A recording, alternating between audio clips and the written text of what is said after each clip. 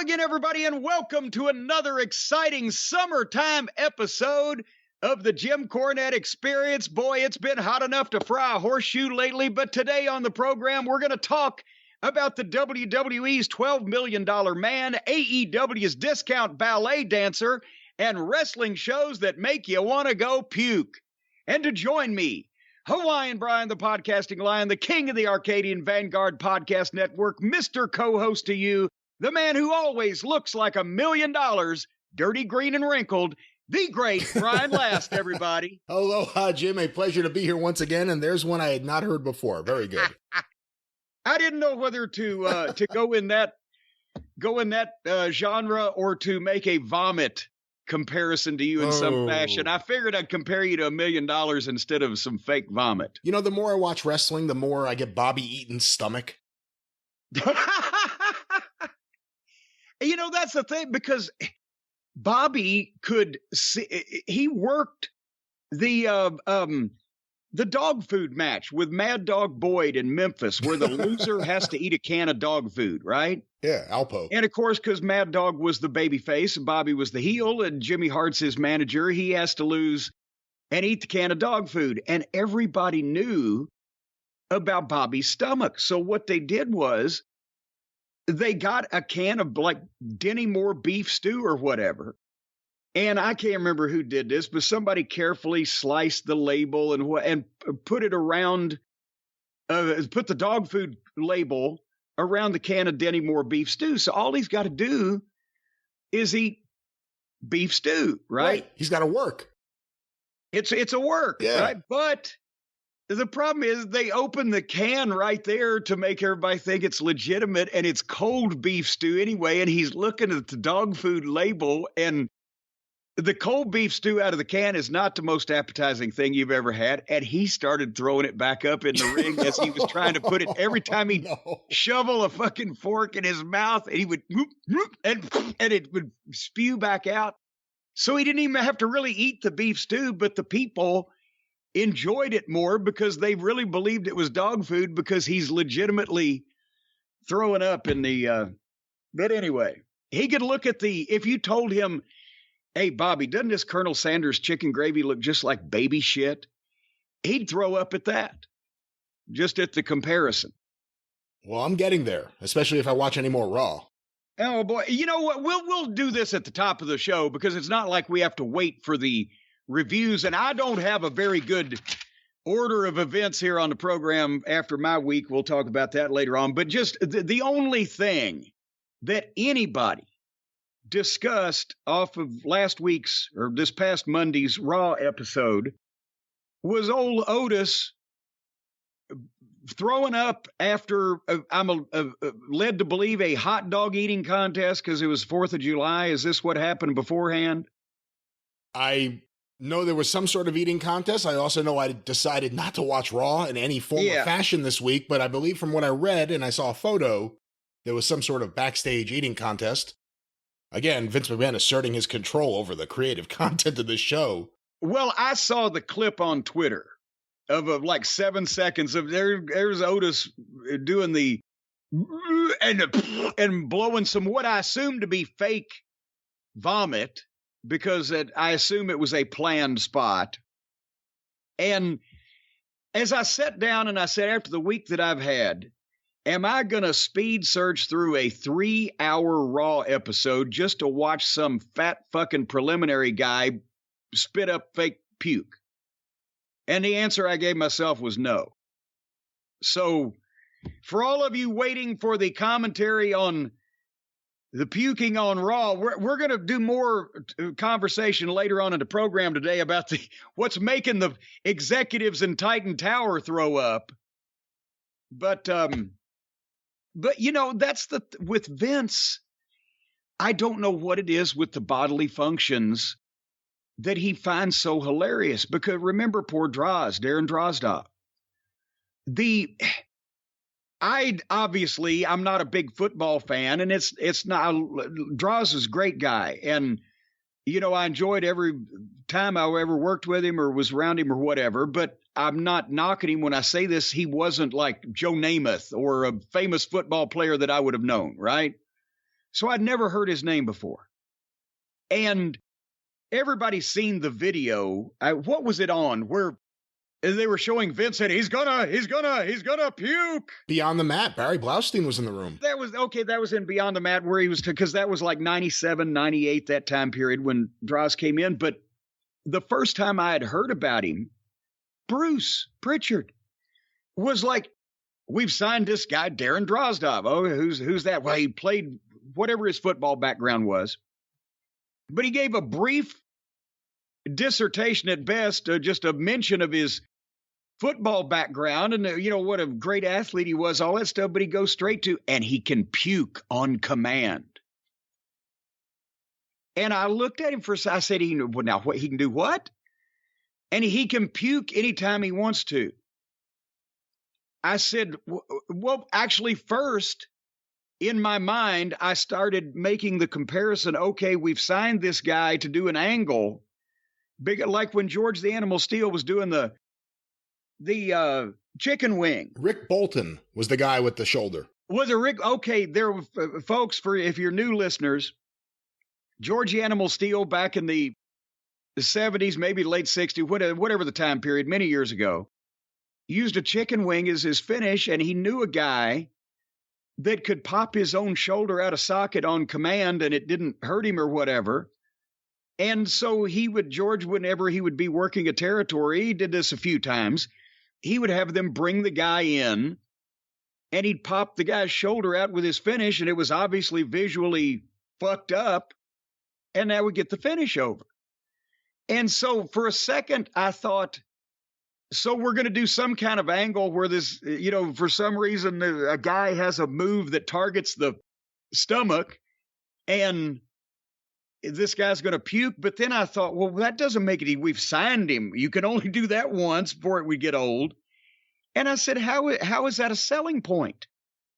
And he said, Vince saw the story or saw the publicity on this and just thought that was the greatest thing.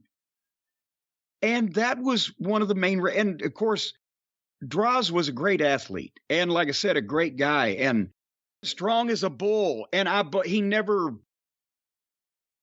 got the time to be a great worker because he was only into business maybe a year and a half or whatever the time period was, 2 years.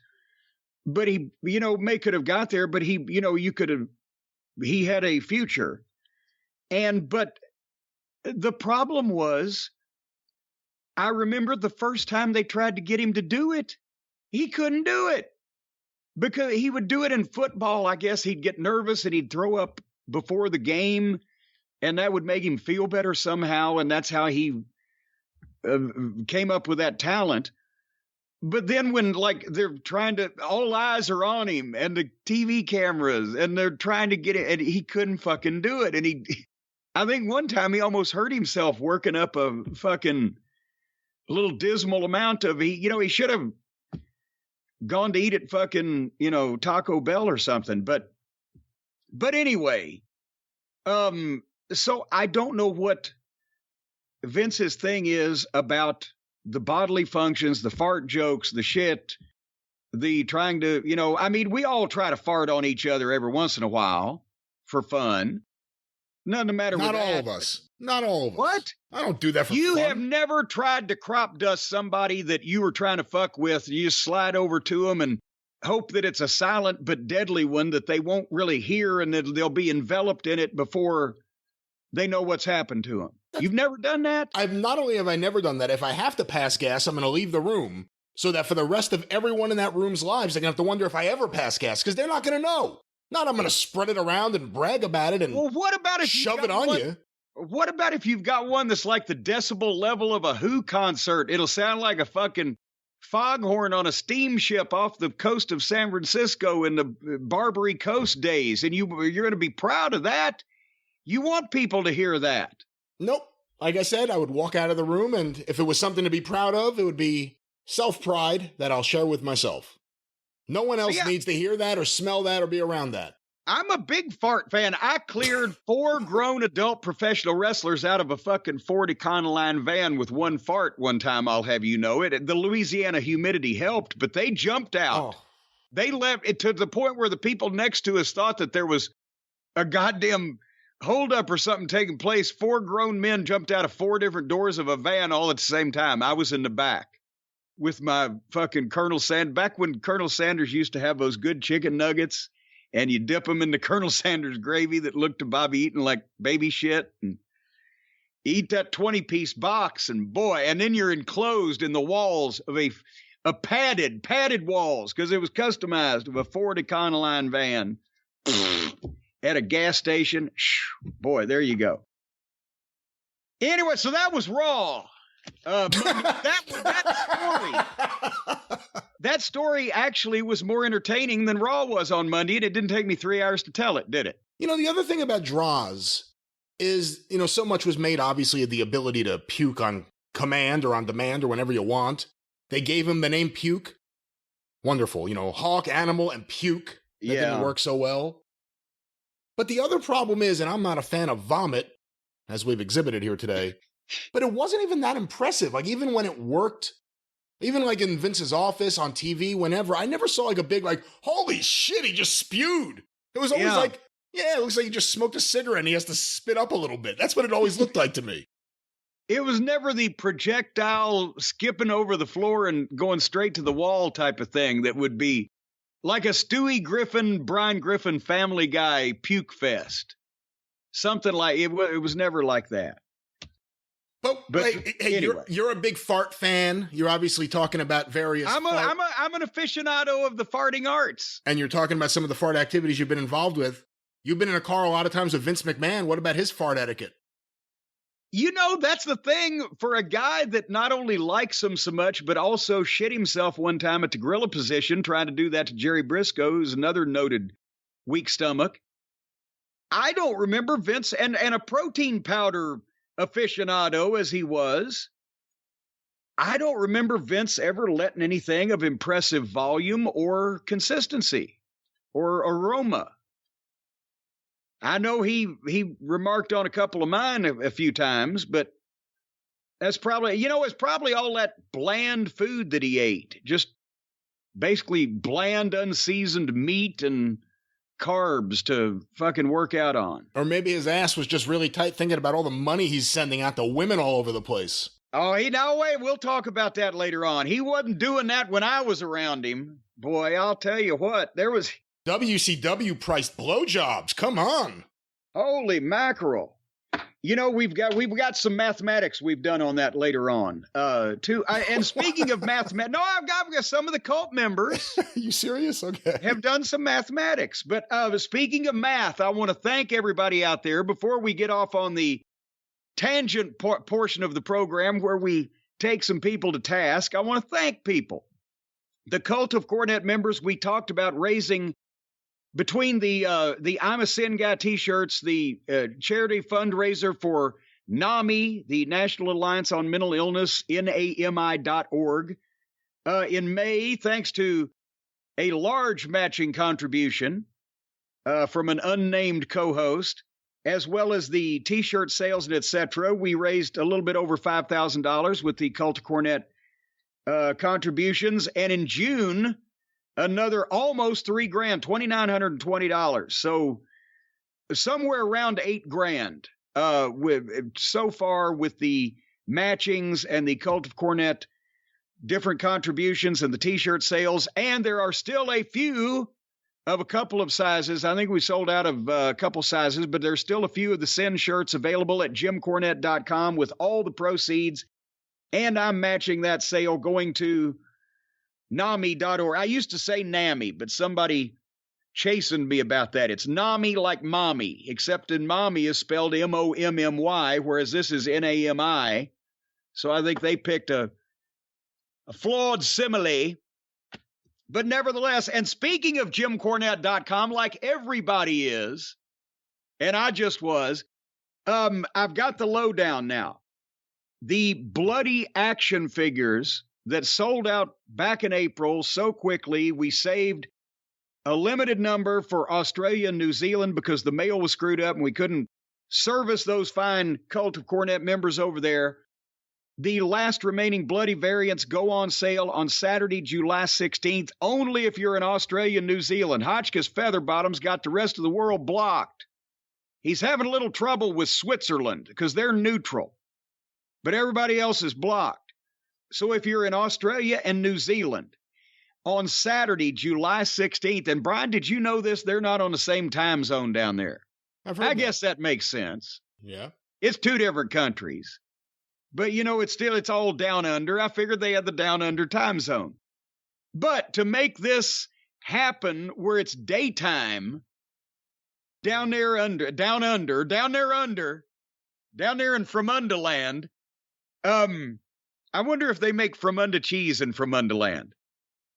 What we're going to do is we're going to put these bloody variants, for like 30-something bloody variants remaining, I'm going into great lengths on this, but I'm having fun. If it's 11 a.m. in Australia on Saturday, July 16th, or 1 p.m. in New Zealand on July 16th, 11 a.m. Australia, 1 p.m. New Zealand, log on to JimCornette.com and you will have the opportunity to grab, while they last, one of the 30-something last remaining bloody action figures that we saved back for our fans down under. And if somebody calls in or writes in or whatever they do they call in this show, Brian? Do we ever get calls to the show? No, we don't, thankfully. Well, then if they write stay tuned. It could happen. If they write in and say there's more than one time zone, depending on where you are in Australia or New Zealand, I give up. Because it took Hotchkiss about 3 days to figure out what time in Louisville, Kentucky, he'd have to put these things on sale. So 11 a.m. in Australia, 1 p.m. in New Zealand, Saturday, July 16th. And for you friends of ours in the rest of the world, you're not going to be blocked out of this. I explained the original Jim Cornette action figures, the red and yellows, the one that started it all. I found out last year I could actually get new blister packs without having to requisition them from China for the ones that were damaged in shipping to me that I never put on sale for all that time and put them in the garage closet. We've got like 84 of them. And these are the last ones. And the proceeds from the 84 original figures that go on sale to the entire world Saturday, July 16th at noon Eastern time, wherever you are in the world, noon Eastern, that goes to the WHS Crusade for Children. So what's 84 times $49.95? Brian, somewhere around $4,200 if we sell all of these, hope we will go to the WHS Crusade for Children. And the Corny in the UK and live in London, my complete live show at London's Leicester Square Theatre back in 2014. The DVDs are back on sale as well on July 16th. So JimCornette.com for all your merchandise needs. What time are you going to order in New Zealand or Australia, Brian? Do you have tentacles down there? You have minions? People that do your bidding from down under? Of course I do, but you never know where I am. No one ever knows what time zone Hawaiian Brian is in. But let me ask you about something about down under. I think it was 81, 82. What did you think of that first Men at Work album that hit in America, where they won Best New Artist at the Grammys? Let me just say this. There were 2 songs when I first got in the wrestling business that were played on the radio fucking incessantly. One was that Eddie fucking Rabbit, I Love a Rainy Night, right? All right.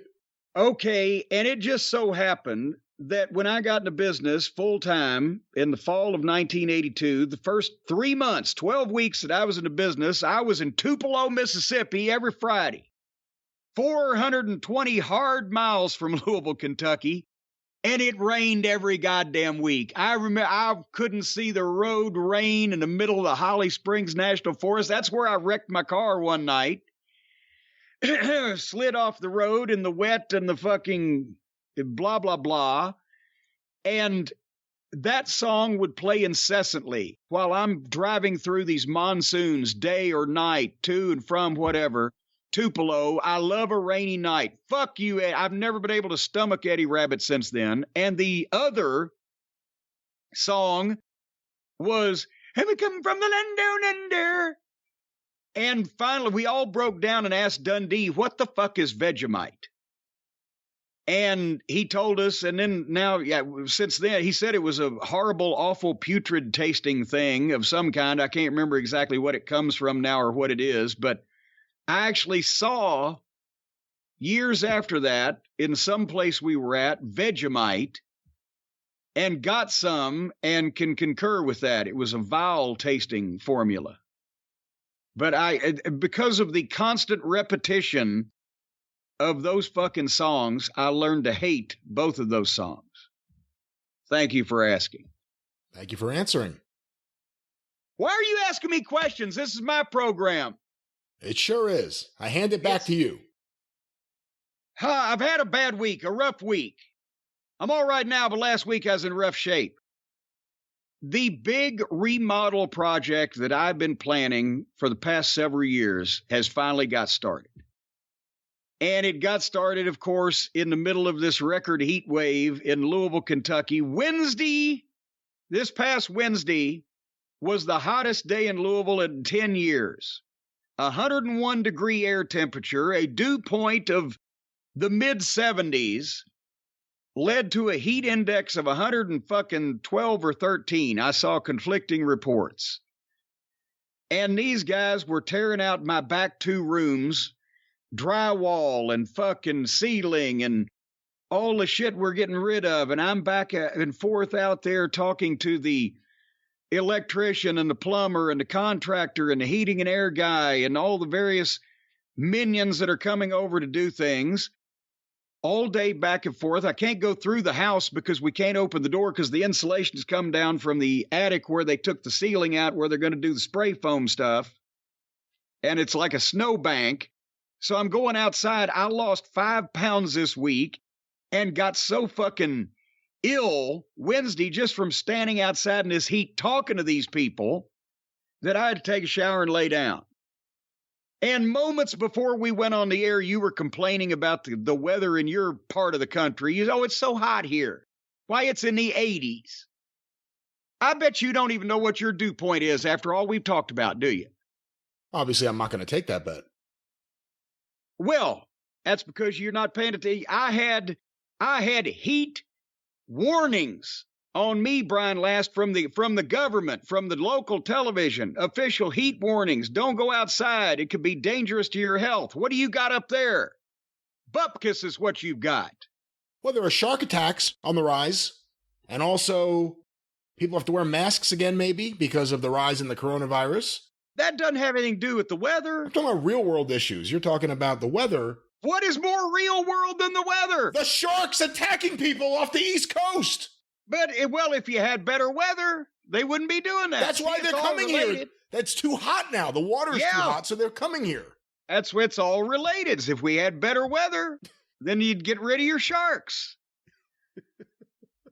So when you say better weather, you're not saying like Los Angeles weather all year round. You're just saying more regulated the way it used to be with seasons. The way it used to be when it was normal before we fucked it all up. It was hotter this week in Louisville, Kentucky than it was in Miami, Florida. And that's not supposed to be right. But anyway, as I said, they're tearing all this stuff. My life is verklempt. That's why I got a lot of notes and papers, things jotted down. But we may go back and forth today because we've emptied 2 rooms of the house out. First, it was we got took on the big remodel and addition 20 years ago on the windows and doors. We need the energy efficient windows and doors. They can do amazing things these days with windows and doors. Don't ever give up hope. The doctors these days with windows and doors, they can do amazing things. So we're going to get those. Well, then the trim we need to get the baseboards and the crown molding to match that. It's going to be nice trim. We'll do that. Well, then the floor is going to look like, we need a new floor. Well, then it became, we need to change some things around with the electric and the plumbing to put some lights and said blah, blah, blah, and maybe a built-in cabinet. So we'll just take that section of wall down. Well, then we found out the insulation in the wall was the old kind of stuff, not the brand new spray foam stuff like you're living in a styrofoam cooler practically. It just keeps all of your conditioned environment in. So let's take the drywall down on the walls, do the spray. Well, the ceiling there and up in the attic space over the enclosed back porch. So basically, they've gutted 2 rooms, about 800 square feet of space from walls or ceiling down to the studs, and we're starting from scratch. So this is going to take a few minutes, and my routine is disrupted. So we've had it, but there is a raccoon update. We have racked another raccoon, Brian. You want to know how he got racked? Old Racky Raccoon? He got racked? What'd you have, Lex Luger over there? Stunning Steve Bradshaw the total is package? Now, again, the total package, Stunning Steve. He is now the official host of Marlon Perkins is Dead. I'm pretty sure he's dead. He had to be 65 or 70 when I was a kid. So unless he's a vampire, he's pushing up daisies. But Jim Cornette's Wild Kingdom, with the star of our show, Stunning Steve Bradshaw, he has now caught and relocated 4 raccoons. And now 3 of them were kind of blasé about the whole thing, and they just hung out in the little cage until he could set them free. One of them was bouncing off the walls, and he figured there may be something wrong with him, so he gave him plenty of room. But now, as I mentioned, what did I tell you this the other day? Maybe we were on the phone, we weren't on a show. He believed that he captured the leader. Number 3 was the big fat one. And we just assume pictures. It's the leader because it's the biggest and fattest? Well, he's the biggest and fattest. That means they let him eat first. Oh, so like the old royal view of life. The bigger and fatter you are, the richer you are. There's a pecking order with the raccoons. I guess it's a cooning order with the raccoons instead, because the chickens peck. And well, what do the raccoons do? Do they rack or do they? I don't know what they do. But anyway, he got the fat one, and there was pictures of 2 of the soldiers trying to get on. They were on top of the trap trying to pry the raccoon out, the big one, the leader. But they were unsuccessful. And he caught another one, and he relocated him. But now there's a mystery animal. It got close enough to the camera to set it off, but it was under, all you see is the fur sticking up from underneath the camera lens. It was like underneath the view of the camera. It was poking around there. So we're not sure what that it looked sort of like a porcupine or an armadillo, but we weren't sure. So I've had that going on this week. So I'm a little verklempt. I've been trying to stay up on all the latest wrestling news and everything, but this has been a daily thing with the various tradesmen. And the folks at Tom Drexler were back in force this week. Mike Fox, Blake Bishop in the electric department, Josh Demian over in heating and air, Cato, his name's Mike, but they call him Cato in the plumbing department. Call the plumber whose name is a number. Call the plumber whose name is a... Call one Tom Drexler, that's his number. Yeah! I just saved $1,000 on my air conditioning. So they were over here and they kept me busy, but I managed to keep track of a lot of things. And I was on Twitter intermittently again this week, retweeting the notices of our videos on YouTube and various things, and a few opinions of people that I agreed with, but I wasn't constantly monitoring this. And I understand, again, that is the time. It's like you wash your car to make it rain. Well, why is it every time that I leave Twitter, that's when I trend on Twitter, Brian? And I'm not sure, if maybe this is a strategy that I've got without knowing it, that the more I stay away, the more it hungers the conversation about me. But you're the one who mentioned that I was trending.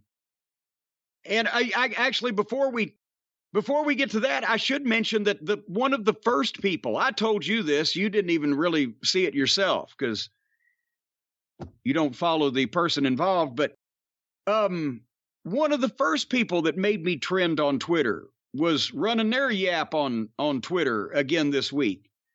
And you remember old Jordan Grace, right? The outlaw girl wrestler. I think so. I actually, and ladies and gentlemen, if you're new to the program, I actually trended on Twitter one time, this was a couple years ago, for calling Jordan Grace Butterface. That was it. She made she's another one, if you haven't heard of her, and many people haven't. She's one of the outlaw girl wrestlers that I think she's part of the modern wave that, just doesn't understand what the fuck's going on around them. And she made some inane comment and, hey, Butterface. And it trended on Twitter. People thought I was fat shaming her. Remember that? Brian, you're aware of the meaning of Butterface, aren't you? I believe so. I think the meaning, and actually I'm not sure if it really applies here, the meaning is she'd be good looking, but her face. Yeah, everything looks good but her face. But actually, you're correct in that would mean that everything else but her face needed to look good. So I wasn't even really being correct, but because it was taken as fat, I guess because butter contains fat, or if you eat a lot of butter, you get fat. I don't know. They don't live in the real world. They're only on Twitter. So Butterface was at it again. See, that's why I affectionately call her that now, because she gave me one of my first big trends on Twitter. But Butterface was at it again. Apparently, apropos of I have no idea what, she just blurted out a controversial take, as she phrased it, about Chris Benoit and his ability or lack thereof to exist in today's wrestling or hang with the modern, not anything about what he did, but just a critique of his wrestling. Can you find that? Do you have that? Because I told you I was going to mention it. Yeah, I found something. And I don't know how to find things on the Twitter. I found something here. I have an article that transcribed their tweets, but put all the tweets together into one article. So apparently she was responding to another person. I don't have that here, but he said something about how people will say Chris Benoit's awful and then defend him for a while, with the exception of New Jack. I think that was the tweet I saw. And then she replied to that, "This is going to be the coldest take I ever tweet on this app. I already know y'all going to be mad. I don't think Benoit could 100% hang with most of the present day best wrestlers. He would not be able to remember matches. Also, may he burn in hell. Amen." And then she does have a follow-up. I don't know if you want to address that or anything. Oh, sure. Go. I didn't see the follow-up. I'll tell you why I saw the original in a second, but go ahead. Follow us up. "Maybe I'm biased because he murdered his family. I don't know. Probably just me. I think we should all hate him and disregard his entire body of work. But again, that's just my take. I always found it revolting to see people praise his wrestling after what he did." And then, proving a point, "I said something very lightly critical about him. People jump to defend him. Do they? He should never be defended. Dude lost that right when he gave his 7-year-old Xanax and strangled him when he was already unconscious." Well, listen here, you fucking douchebag. Because now that I read all those comments or hear all those comments, I'm even more pissed off than I was. I was just scoffing at her before. But look, number one, fat ass. Fat ass. Now I'm fat shaming you, fat ass. You never met Chris Benoit, you never met Nancy, and you never met Daniel. So why you decide that your opinion in this matter makes a fuck to anybody, I have no fucking earthly clue. Maybe it's because you're allegedly in the wrestling business. Well, that's like some baseball player on the New York Mets today saying that, well, that goddamn Ty Cobb, he may have been a decent football player, baseball player, but fuck him. You know what it's like? It's Jordan Grace criticizing Chris Benoit's wrestling ability is like a second-string arena football player saying O.J. Simpson couldn't hang with him. It doesn't carry a lot of weight from that source about that topic. So you never met any of these people involved. I don't see a lot of people jumping to defend Chris Benoit, including us that have discussed it on this program, including me, who knew everybody involved. I knew Nancy longer than I knew Chris. Whether it was his brain damage or insanity or whatever the fuck that caused his head to turn to mush, nobody's ever tried to defend that. But, for this inane, unknown twit, can't call her a twat, that'd be sexist, twit, to just jump in and say, but may he burn in hell, And he couldn't hang because he couldn't remember his matches. The reason why I saw this was because Gail Kim, an actually talented girl wrestling star rather than a wannabe girl wrestling fucking whatever, had a reasonable take in that obviously nobody can excuse what Chris did at the end of his life, but the idea that he couldn't hang with today's wrestlers is ridiculous. And she mentioned that she's seen some of these goofs say the same thing about Angle, and that's ridiculous because he could mop the floor with the entire roster as well. That doesn't excuse anything that Chris did in his final days, but it's an inane statement to make that one of the most talented guys ever in the ring could not compete with today's guys because he couldn't remember, as I tweeted it, he didn't need to remember matches, he just had them. He wasn't a pretend wrestler like Jordan and all her little fucking cosplay buddies that rehearse their parts in their play and go out and fucking shit the bed. He was a wrestler.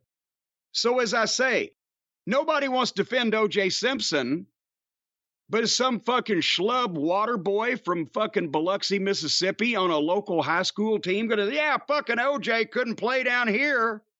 That's the ridiculous part. What were you going to say a minute ago? Well, I was just going to say, I think she's exposed herself several times in the past on Twitter as not being very bright. And look, she works for Impact, so we can't really care too much about this person. But the just general ignorance of the whole idea of, I'm going to put out this really stupid comment, and then I'm going to complain about anyone who fights back against this stupid comment.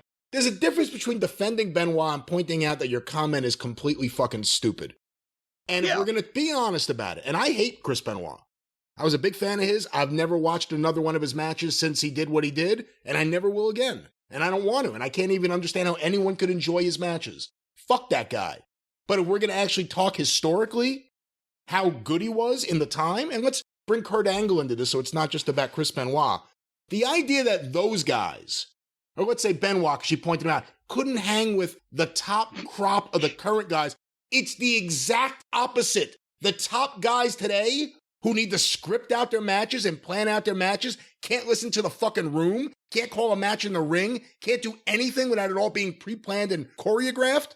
They couldn't hang with Kurt Angle. They couldn't hang with a Benoit in his prime or any of the top wrestlers of the past. That's the difference. And again, this is someone in Impact making a dumb comment, and people jump on it because it's a wrestler, but it's the same as any fan giving a dumb comment. She doesn't know anything historical Actually, about no, wrestling. I think a lot of the fans have a more well-rounded knowledge of the wrestling business than people like this that just, have wandered in and because it's the everybody can play era are allowed to do this. But the video, if nothing else, proves that, her stance that she's got wrong and ridiculous, because every time that a guy that's still in shape from the previous generation gets in the ring, he exposes all the fucking newer guys as lacking in basics and fundamentals and not able to move with things and go on the fly and just the little things. And, but the problem is that people like Jordan Grace they don't understand when they're looking at a superior worker because they don't understand what work is anymore. So they think that the people who, like some of the fans that are not well informed, the people who don't fly off the top rope and break a number of tables and, do the Japanese strong style spot and whatever, they don't know how to work. They can't hang with today. No, guys that did this 320 something times a year for 15 years, all over the place against different opponents and with different crowds, could eat all of you all alive if you just sent you all to the ring and said, okay, go 20 minutes, ding, ding. And the other thing, too, is the guys today, what's their schedule? How many matches are they working? Top guys, how many matches are they working? Do they work twice a week anymore? A week? Twice a month, maybe, if you're a top guy? How many matches on TV does a Roman Reigns actually have? Matches. Oh, okay. Well, I was thinking. Or Kenny Omega. Any of the top guys that you want to put into that category who have been world champion the last few years. Especially I was just thinking about anybody. Does anybody wrestle more than twice a week anymore? Well, I'm sure someone must. On the indies. Well, after the pandemic, are they running anything but Fridays and Saturdays? How could you really? Maybe a Sunday, maybe a Thursday. Does anybody run Tuesday anymore? How could you work more than 2 or 3 times a week? I've blown your fucking mind. Yeah, I'm trying to think of an example of a person who's working more than that in the States, and I don't know any off the top of my head right now. Well, there you go. So anyway, thank you, Jordan Grace, for your unsolicited, stupid statement. And try to stay in your own area of expertise at this point, whatever that may be. Find one. Stay out of ours. I got an email, Brian, from one of the listeners. Would you like to hear more about Ranger Ross? Oh, okay. We just talked about him. Where did we talk about him? We talked about him. With Greg Oliver. Yes. But this came in just a couple of days ago because it's from Nicholas. And I'm not sure. Nicholas doesn't say what part of the world he's from. So well, no, wait a minute. He drove. This was years ago. He drove from High Point, but he was in college. So we don't know where this motherfucker is now, Nicholas. He's somewhere, but he's hiding. Possibly because he's got this story to tell about Ranger Ross. Jim and Brian, recently on an episode of JCE, you mentioned a name I've been searching for years. Around 2005 or 2006, I just finished my first year in college and was trying to beef up my acting resume. I had gotten in touch with a film creator in Georgia from a casting website. I drove from High Point, North Carolina, to some small town outside of Atlanta. I met the film producer director at his house, read a monologue for him. Everything went well. We started to discuss his next film that he was casting for. And he asked me to come back for a table reading in a few months. So I went back to Georgia and met with him. I was the first to arrive, and he informed me that the wrestler formerly known as Glacier was also cast in the film. And growing up as a wrestling fan, I was very excited. The filmmaker claimed to know Sid Vicious, Jim Cornette, the Midnight Express, etc.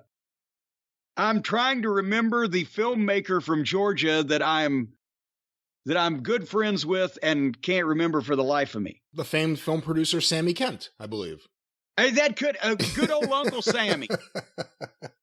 But anyway, Nicholas continues, when Ray Lloyd showed up, he was accompanied by a tall guy with a very thin mustache. When he introduced himself, he called himself Ranger. He told me that he wrestled for WCW and was a 4 horseman. What? That's when I questioned him because he was African American. And though I was born in the mid 80s, I knew there was never an African American horseman. And I thought, let alone a wrestler named Ranger. He said he replaced Tully. And I stood there in awe of what he was saying. That day, he went on to make some insane comments about the wrestling business that I ignored. And when I went home that night, I looked him up to see if I was wrong about the horseman.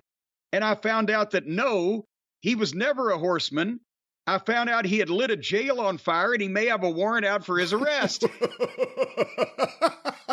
I never went back to the callback for that film and never heard the name Ranger Ross again. Ranger Ross again until today, and it made me recall this story. Ranger Ross, we talked about it. He was in the service. He was a paratrooper or parachuter or whatever. As Bob Eaton said one time, they dropped him out of a helicopter into Grenada. But then after his wrestling days, this email kind of jogged my memory about, didn't he get in some kind of trouble? Legal trouble, police trouble, or something after? Yeah, I believe he got into a lot of trouble. I believe he went to prison, and I'm actually looking it up right now. Well, no, you may be thinking about old Hardbody Harrison there, who went to prison for a long, long time because he had a harem of women that he had coerced into prostitution. No, I think I'm thinking about this guy. He went to prison too, I think. Did Ranger Ross go to prison? Hold on. Ex-officer charged in bank heist.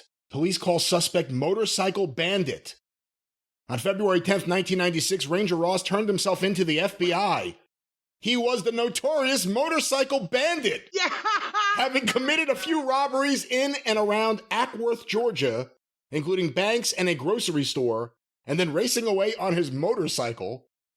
Let me see if it says how many years he spent away. Ackworth, Georgia, by the way, was the hometown of Mike Gibson, who was the original president of the Bob Armstrong fan club and is right outside of, I think it's still in Cobb County because it was not far from where Big Bubba Rogers lived, but it's suburban Atlanta, Ackworth. Well, I'm looking this up because, and it doesn't have the exact amount of years, but he went away for at least several years, it appears. But when he said that he lit a police station on fire, that was so close to Bruiser Bedlam's story that I was like, is there more than one wrestler that tried to light a police station on fire or blow it up? Well, but maybe it's just the alliteration. Bruiser Bedlam, Ranger Ross, maybe he got the crime mixed up. He thought Bruiser was the motorcycle bandit and thought Ranger blew up the police station. So let me ask you this, because you were there. You know, at the end of Dusty's run, after Dusty was replaced and Crockett Jr. booked for a little while and then George Scott, do you think when they had Hiro Matsuda with Flair, instead of Kendall, do you think Ranger Ross would have been a good fit in there with Barry Windham and Ric Flair and Hiro Matsuda and Ranger Ross? Ooh, I'm not sure. I think what was it? The Sumitomo. Am I getting the diehard terrorist or company mixed up? What was Matsuda? It wasn't the Sumitomo. The Yamazaki Corporation. Yamazaki. Sumitomo was the Bruce Willis movie. No, right? That's not even that. That's what's the name of that? That's the plaza. Sukiyaki? You're just making words and putting Sukiyaki was a number one hit back in, I believe, 1963. It was, remember? It's a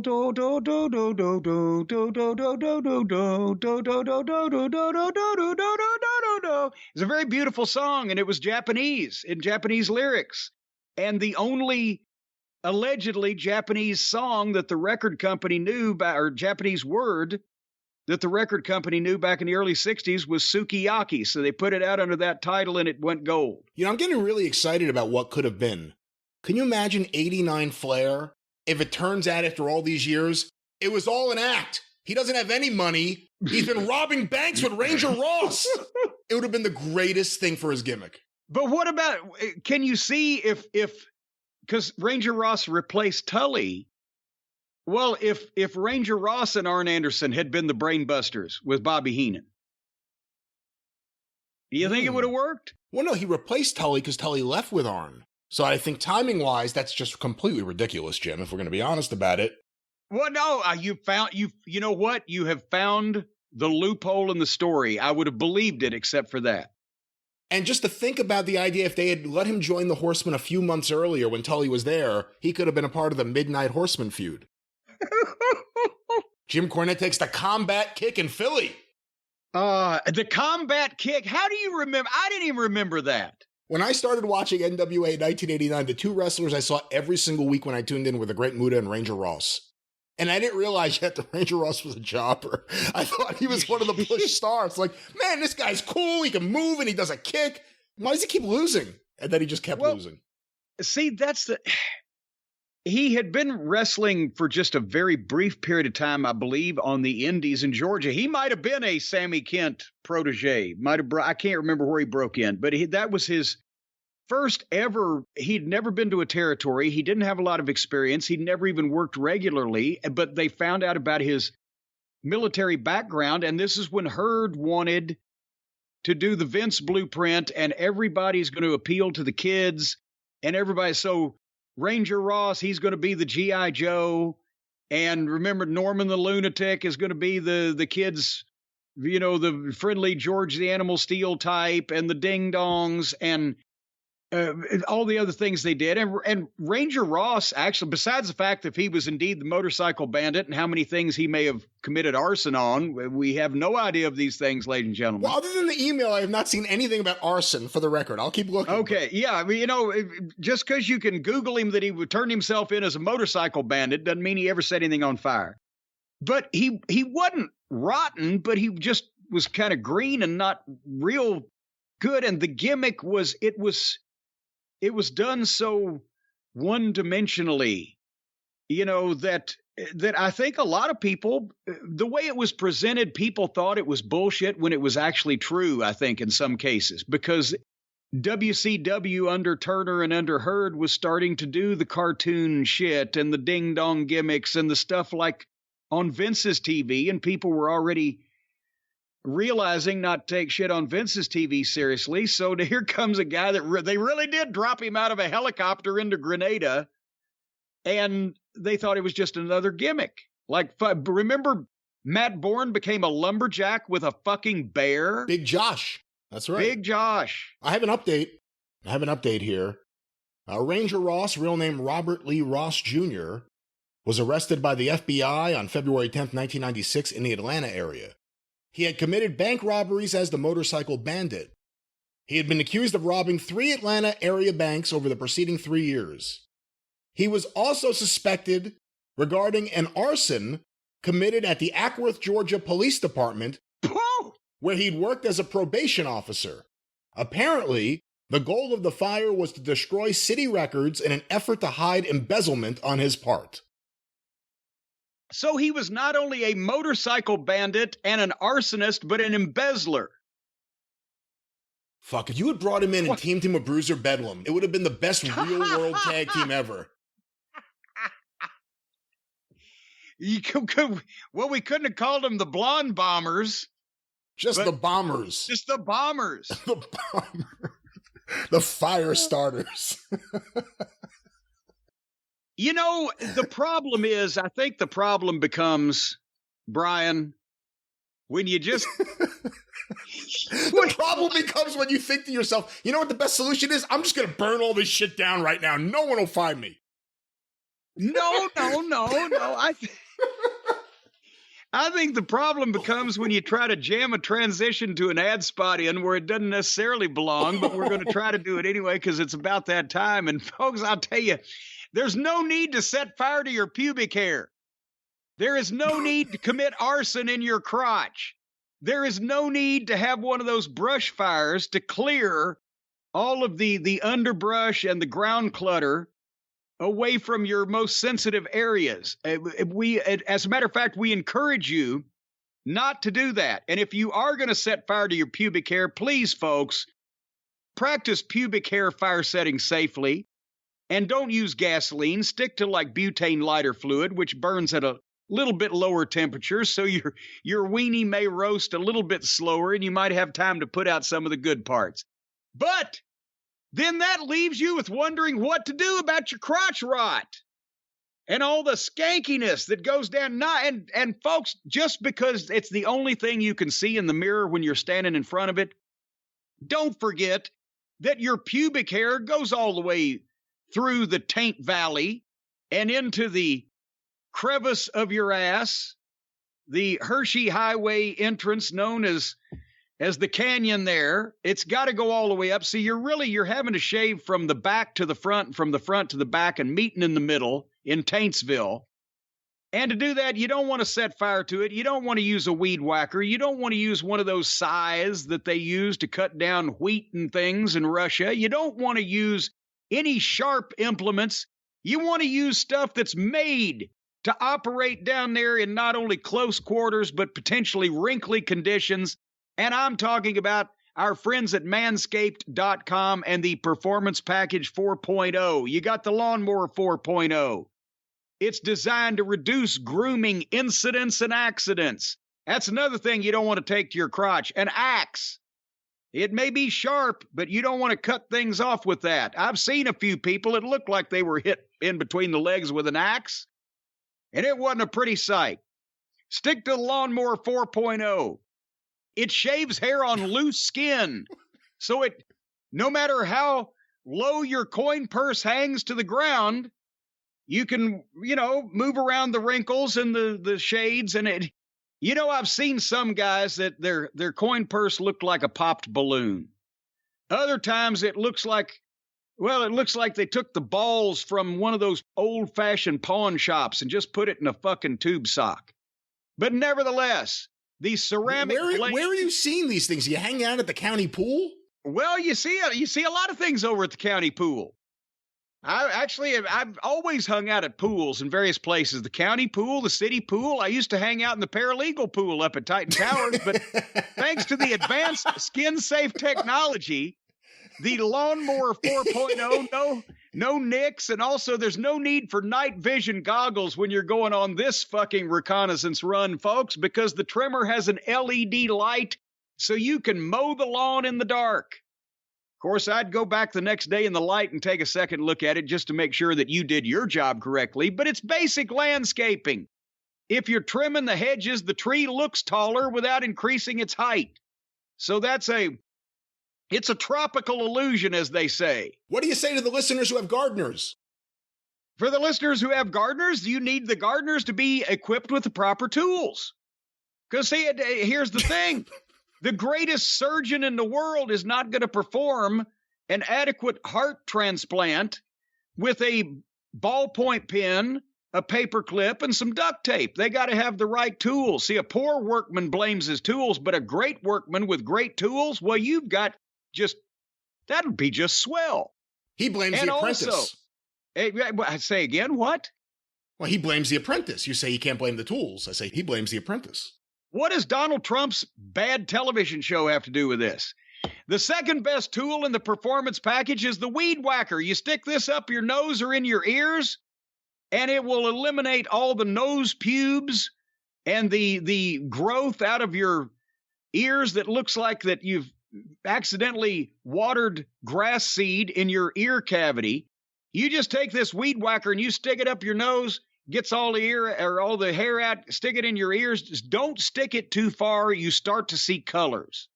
I figured that out one time. I was trying to get all the hairs out of my nose. I stuck it up about 3/4 of the way, and this thing's about 4 or 5 inches long. I stuck it up about 3/4 of the way, and everything was green for 3 days. But you can also add pep in your step with the Crop Preserver Ball Deodorant. I mean, you will feel like you're cool and refreshed, like you have encased your testicles in this space-age spray foam insulation. With that Crop Preserver Ball Deodorant, not only that, but the Crop Reviver Spray-On Testy Toner to tone your testes. You know, that is actually the plural of testicles is testes, isn't it? Yes. Well, there you go. See, I don't make up these words. And if you purchase a Performance Package 4.0, you get 2 free gifts, the Shed Travel Bag to hold all your goodies in and anything else that you might be holding or carrying, and the patented high-performance reduced chafing Manscaped Boxers. And this is not a couple of guys that are going to come to your house and punch you repeatedly in the head and face. These are shorts. These are drawers, as Mama Cornette used to say. The undies that you wear underneath your normal everyday street clothing that you wear from the waist down. And they got a bunch of other stuff on the website to help you keep from stinking and not look so repulsive as your female better halves tell you that you do when you allow all this shit to grow and mold. So anyway, right now, manscaped.com, 20% off and free shipping with the code DRIVE, D-R-I-V-E, at manscaped.com, 20% off and free shipping from the Amazon to the amazing dong with the ultimate bushwhacking tools from Manscaped. Why, there's Luke and Butch now. Yay! All right, let's go back to trending on Twitter because we got started on Ranger Ross, the motorcycle bandit, after Butterface, and I forgot where we were going, but I trended on Twitter again this week, as I mentioned earlier in the program. While I was unsuspecting and unawares dealing with my contractors, you informed me of this, and I said, well, what did Uncle Dave say now? And it wasn't Uncle Dave, it was Twinkle Toes. Apparently now I trended a number of times this week on Twitter because Twinkle Toes decided to play video games again, I guess, with random people and be recorded doing it.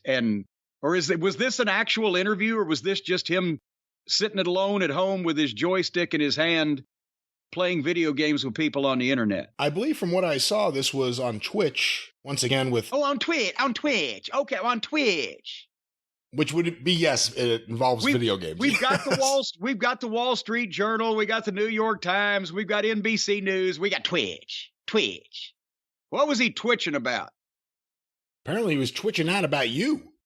Once again, now we had played audio from a previous stream where he talked about his many injuries and how people attack him all the time. Yeah, can you just read this one? Because between him trying to speak English and play a video game at the same time, and he might have been trying to chew some gum too, we're not sure. It took forever. Can you just succinctly, briefly encapsulate whatever the drivel was that he had to talk about so that we can tell Harpo what we think of him? Yeah, let me read this and we'll break it down because it is quite amazing in its disingenuousness. But let me go to it. Stunning and baffling in its bullshit. It's amazing when someone's a bigger worker out of the ring than they are in the ring. But let me go to this comment here. Not with this guy. I would say he could do anything, work anything outside the ring better than in the ring. But go ahead. I think Jim Cornette has backed himself up into a corner where, now, he's found this group of extremely pathetic human beings who have no other thing to aspire to become, or no one to base their life off of. No one to listen to. No one to adhere to their commands. And so, when it became a character that he could play, as though he was still traveling up and down the strip in the Indies, like back in the old days. Wait a minute, back in the Indies, but there weren't any Indies in the old days. We had a thriving business till people like you came along. I never worked the Indies, dipshit. Go ahead. Now he's got this group of people hanging off his every word. And all he has to do is sit and talk on a podcast with some other guy. Hey, other guy. Hey, by the way, I'm not some other guy. I'm the SOG. Yeah. So fuck you, Ty. Let me go back to the quote here. When he realized he could make money by delivering hateful speech, he backed himself into a corner. And now, if he want to... He's so stupid. If he wants to make rent... If he wants to buy his fancy McDonald's double cheeseburger meal... Hey, where's the Wendy's gets no love? What about Freddy's Steak Burgers? They just opened one over here not too far away. Why don't they get the love? You know, just take a quick break. I hate cheeseburgers, so I never really listen too much to your details on what you want like other people do. Do you like McDonald's cheeseburgers, or is it always Wendy's? If I'm on the interstate and the only thing available to get to is McDonald's, I will go there, but it's not my first choice. Okay. But see, well, because he doesn't know anything else about what he's talking about, so why is he going to get my fast food pick right? He has to talk about the things that are going to get attention. And a lot of the time, that's going to be yours truly. And then, I guess, talking a little bit further down here, he is asked about whether or not Cornette's comments have any effect on backstage life in AEW. This is the funniest part. That seeps into our locker room, too. Yeah, it does. Everyone is so afraid of the fucking cult of Cornette army and people that have, like, you know, anti-AEW sites that they want to do whatever the fuck they can to stay safe. Wait a minute, the guys that, what is he talking? The guys in the locker room want to do whatever they can to stay safe from mean websites and our fans who don't like them. Have we got an army out there that I'm not aware of, Brian? Who appropriated or apportioned the money to equip our field army to go out and you know, put the hammer down on the people that we're against, that all these people are huddling up and trying to stay safe? Yeah, he's not saying what it really is, which is a lot of the wrestlers listen to his podcast, and a lot of the wrestlers agree with his podcast, and a lot of the wrestlers talk to them, and they know what the fuck's going on. Not that. Not me and the Bucks are losing some of the influence we have, and we're worried. Not that. But some of the guys in the locker room are actually starting to listen to common sense instead of us. It's not just the locker room. It goes higher up than that. Well, while this guy's out with multitude of injuries to the point where no one knows if he could ever work a regular schedule, as if he's ever worked a regular schedule. He's playing video games while he's taking years to develop this AEW. When did they start developing that video game? Was it at the beginning of AEW?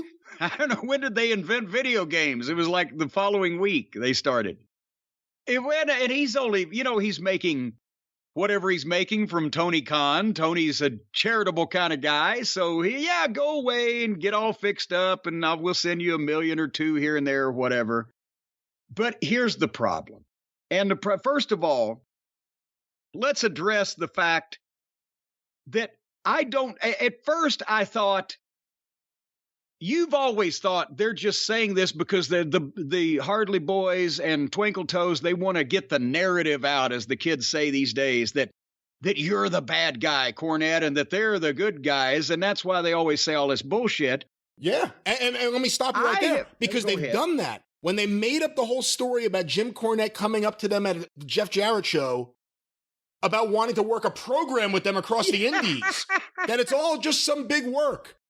That's when the narrative started changing. And then all of a sudden, Dave Meltzer, various people started rewriting everything before it, going back to Ring of Honor. Now you were supposed to know in like 2009, 2010, the Young Bucks were the future.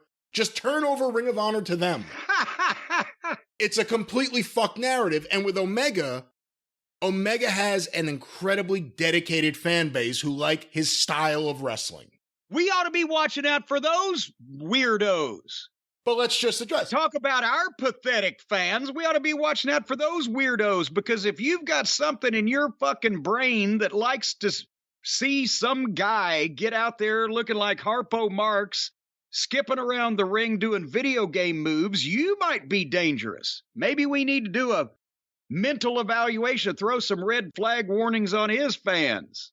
They seem to be the ones that are slightly disturbed, but nevertheless, that's why I said, you've always thought that. I have always said, no, I don't think they're doing that. I think these insufferable douchebags are so in love with the smell of their own farts, heads so far up their own asses, that they genuinely believe that they're big stars in some capacity, and that if anybody talks about them, they do it because those people that are talking about them want their attention or want attention. I got news for you. First of all, as far as the pathetic people, Twinkle Toes, here's the facts. Sit down, Mr. Peabody, and let me give you the deal here. I'm not alone in my opinion of you. I will explain in minute granular detail momentarily why that I dislike almost everything about you, and the only things that I don't dislike are the things I haven't discovered yet. But to think that I'm alone in thinking that you are a joke jack-off is ridiculous. Because if anybody can bother to do mathematics, wrestling has lost approximately 75% to 80% of its fan base in the last 25 years. And the modern fans may go for the V-trigger and the one-winged fairy and the Canterbury step off the fuck, whatever the fuck. But all those people that have gone away, they're the ones, Twinkle Toes, that are repulsed by you and your ilk, the rest of the members of the Lollipop Guild. They're the ones that blame you and people like you, the phony, cosplaying, video game wannabe, trampoline cowboys that do a goddamn floor exercise every time they get in the ring when they're not bashing each other with inanimate objects or setting each other on fire. You ruined a pastime, a hobby, an interest and entertainment that a lot of us had, and some of us professionally, for years and years and decades, because it's just so silly and phony and stupid and illogical, and you've made wrestling something to be laughed at, and you admit that. It should be fun. We should all laugh and have fun at the silliness. Well, guess who's laughing now, Twinkle Toes? Because I've got the 75 to 80% of the wrestling fans that loved wrestling and don't watch it anymore because of people like you on my side, and you've got the remaining people that will eat that Elmer's glue and thank you for the ice cream. For the kind of people who like that kind of thing, that's the kind of thing those people like. So I think the roles are reversed here, because When you talk about me, I trend. You don't trend. What would your brothers Groucho and Chico think, Harpo? I mean, I know you were always the third place Mark's brother. There was always Zeppo, but he had the good sense to get out. Well, there was also Gummo. He was the brother who wasn't in the films. Yes, but Gummo was the businessman behind the whole thing. That's right. And we see how fucking Harpo's doing with the business of the video game. So the point is, he genuinely thinks that he's such a fucking artiste that everybody talks about him to get noticed. You are talking to some guy that you're playing a video game with on Twitch, and I'm speaking on the highest rated, do we have ratings? You know what I'm saying? The most listened to podcast hosted by a professional wrestling personality in the history of history. Well, it's any wrestling podcast altogether, not just hosted by a professional wrestling personality, to clarify. Well, I thought that would kind of be the same thing when I said it, but thank you for clarifying my clarification. But nevertheless, so I'm sorry that the star, actually, he wasn't even the star. I'm sorry that one of the bit players in the incomparable independent film Sissy Boy Slap Fight, look it up on YouTube. I'm sorry that he thinks he's such a major superstar that I need to fucking talk about him to stay, as the kids say, relevant. But since I trend on Twitter weekly, I speak to, what did we do on YouTube week before last? Over the weekend, we did about 2 million downloads, but that was 3 days. Well, not downloads. Downloads, uploads, views, whatever they call them. Yes. You know what? See, I'm a big enough star that I do all this shit, and I don't even know how it works. That's the truth. And you know what? I always thought that was the sign of success. When people have a hard time getting a hold of you, you've become successful. And almost nobody gets a hold of me. Brian Last, you're a very successful motherfucker yourself, so you can. But anyway, Harpo, old Twinkle Toes, Mr. Olivier, world's greatest wrestling artist, our listeners aren't pathetic just because they think you're a shitty wrestler. And I'm not latching on to you for relevancy, because let me know the next time you do the 10 million fucking tubes on YouTube that we do every more than that a month. But here's the problem. The problem is that me and old Kenny, we're completely different people. And it's not like, now that I've heard him talk and kind of got an idea of his personality from all these various interviews he's done and etc., it's not just wrestling. I don't know why anybody would have think I would ever like this fucking guy. The first time I saw him in Ring of Honor in 2007, they booked him for a one shot. And somebody said to me, hey, watch this guy, Kenny Omega. He's pretty good. And I see a guy that comes out. He's got a good physique. And he's making the blowfish puffer face like fucking Ultimate Warrior. And he was still wearing tassels back then. And he's running the ropes like the Ultimate, shaking the ropes like the Ultimate Warrior. And his work was the shits because he looked self-trained. I later found out that was kind of the case. And I said he's got a good physique. He'd need to go to a quality training facility for a couple years. And Jesus Christ, can somebody tell him quit shaking the fucking ropes? And then I never saw him again until, I believe they tried to book him the once more. That was Adam Pearce tried to book him, and he ducked out of that to take a booking in Japan and I've told this story, sent the weird picture of a disfigured foot with gangrene and said, I hurt my ankle. And Pearce sends it to me. He said, look at this shit. That can't be his leg. I don't know what no loss, because we didn't need him anyway. And then I see the videos of him wrestling the 6-year-old children, girls, not even boys, and the sex doll. Brian, I've asked this before, but apparently either Harpo was busy flying back and forth to Japan, or he couldn't pay his battery bill for his Raycon wireless earbuds, so he couldn't hear me, so I'll say it again. Why would I like anybody that wrestled a small child or a blow-up doll in competitive matches in front of people and on video. Why? Why would anybody think that I would want anything to do with a motherfucker that would do that?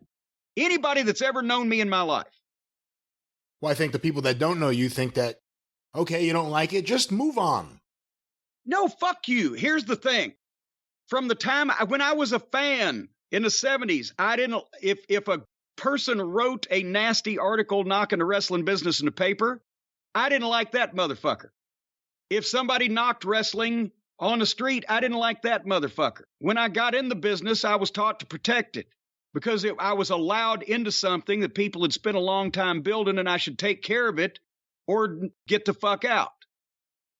And when Eddie Mansfield exposed the business on network television, I thought somebody needs to fucking find him and put him in a goddamn landfill somewhere. And I have that feeling yet today. That piece of shit, for his own self-serving interest, exposed the business, trying to get on TV and trying to make a point and trying to get even with people who wouldn't push him because he just wasn't good enough. So I hate Eddie Mansfield to this day for that. But you know what Eddie Mansfield didn't do? He didn't make wrestling look like a fucking silly, stupid, nonsensical joke. Just a fucking chaotic show of shit where nothing makes any sense and everything's phony and everybody's winking at the audience with a smile on their face because they think they're fucking characters in a goddamn movie or major motion picture. Eddie Mansfield never did any of that. So what he did was bad enough, but that's even worse. And why would I have anything to do? I'll guarantee you this, whether he showed up or not, old Twinkle Toes would have never been booked on that one date in Ring of Honor that he was booked on, that I was involved in, that he no-showed if I'd have seen the video of him with the children and the fuck doll. I don't like anybody that's... What? Go ahead. Did he wrestle the blow-up doll? I know Kota Ibushi did. I don't remember who did what. Did he actually wrestle a blow-up doll too? Yes. No, they've had multiple matches with children, multiple matches with dolls. That's what they got into the business in comedy wrestling in Japan. That's why that all of the people that Twinkle Toes brings over to AEW from Japan are not legitimate Japanese talents, girls or guys, but they're the Michael Nakazawas and they're the Maki Itos, the outlaw garbage phony wrestlers of Japan. And I'm sure he don't like it that I tell people, and it's not like I'm telling people revelations, that I'm stunningly seeing something that nobody else can see. I just make mention of it because I got a platform, but it's the same thing if you go to the YouTube section in the comments, or if you go to fucking Twitter, or if you go to social media on the websites. Nobody likes his fucking joke fucking Japanese wrestlers any more than they like his joke American fucking wrestlers.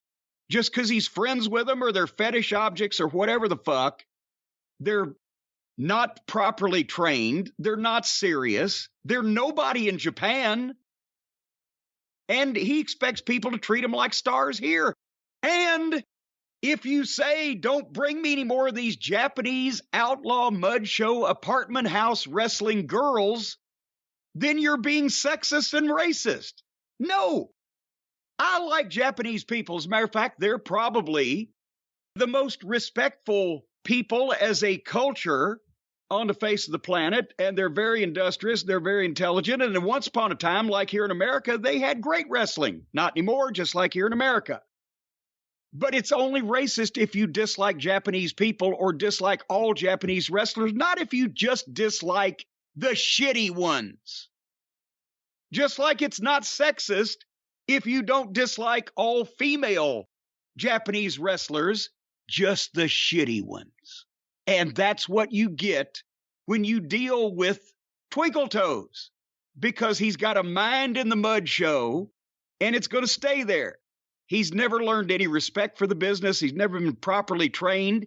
He's never been in a position where he could even share locker rooms with people who knew what the fuck was going on in the business until he got his little contract from fucking Tony. Because in New Japan, like we've said, even if he was on top in New Japan, the Japanese wrestling scene has gone to shit just like the American one has. And the American talent that they get over there now is what's left over after Tony Khan and Vince McMahon finish with what they want. So, as a matter of fact, old Twinkle Toes, when he was in Japan working for New Japan, Brian, what would you say in a comparison of general star power, mainstream celebrity, cultural significance? When we go Ricky Dozan, Giant Baba, Antonio Inoki, Tatsumi Fujinami, and on through the more modern Japanese superstars, and then there's old Twinkle Toes. Where did Twinkle Toes rate with the real Japanese wrestling stars? Could he have got arrested walking down the streets of Tokyo? I don't know if the wrestlers of today have, I mean, I'm not going to say I don't know. They don't have the notoriety or the fame that the wrestlers of yesteryear had for a lot of reasons, including no network TV, but he didn't. And I remember talking to a Japanese historian in Japan who was just puzzled by some of the reactions to Omega and the Bucks here in the States, because the attitude was they're not so special. They're not the special part of the matches. They're not the special part of the card in some cases with the Bucks. So there was a completely different narrative here than what some people in Japan had. But no, you can't compare Kenny Omega to any of the big stars, but you really can't compare anyone. I don't think you can compare Kenny Omega to Hanson or Brody, the Funks, Hogan, Andre. I'm thinking the biggest foreign stars in Japanese wrestling. At least well, the point is he walked down the street and nobody looks twice because it's a small niche audience, just like we've got here today in this country now. So this fucking guy never been on television in America of any consequence whatsoever until he gets his billionaire mark to fall for their bullshit and puts him on TV. So, old Kenny, you've been on TV in this country for 3 years. So if we want to compare relevance and star power and mainstream recognition, I've been on TV in this country most of the time for the past 40 years. You've been on TV in this country for 3 years. I've spent more time in a fucking wrestling locker room than you've been alive. I think if we actually did the math, we can probably verify that I've been in more locker rooms than at least time that he's spent either awake or asleep. So I hate to break it to you, Harpo, but I ain't trying to be a star off of you. You're trying to do some damage control with me and discredit me because I just have the platform to bring up what everybody can already see about you. You're an insufferable twat, a douchebag, and a shitty wrestler. It's what you are. So embrace it. Embrace it. And because that's what your friends are too. They should embrace that as well. The problem is they act like insufferable douchebags on television and they're heels, but they act like phony insufferable douchebags on TV. If they just act naturally and be the real insufferable douchebags, they might get some fucking heat. See, that's where I talk about the narrative, if I could jump in for a second.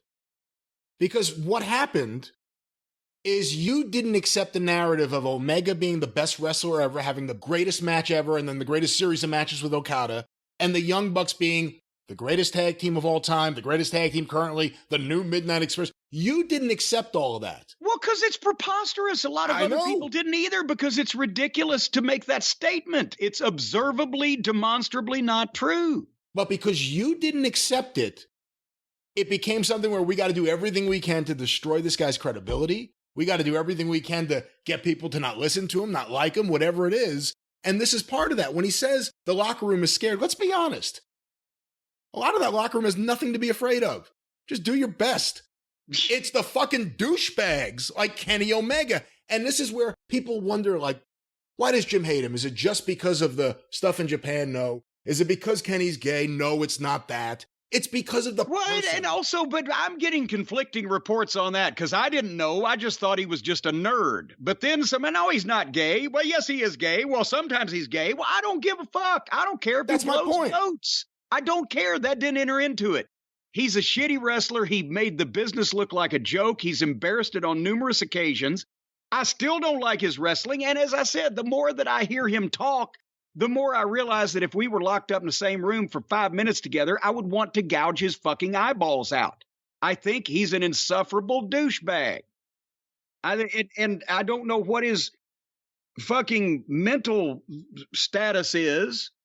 I don't want to push him off a bridge or anything, but goddamn, don't be lying about me just because I tell the truth about you. Go ahead. But that's what I was going to say. Him being a douchebag, the narrative that's out there publicly isn't what people say throughout the wrestling business. Ring of Honor, New Japan, people in AEW currently.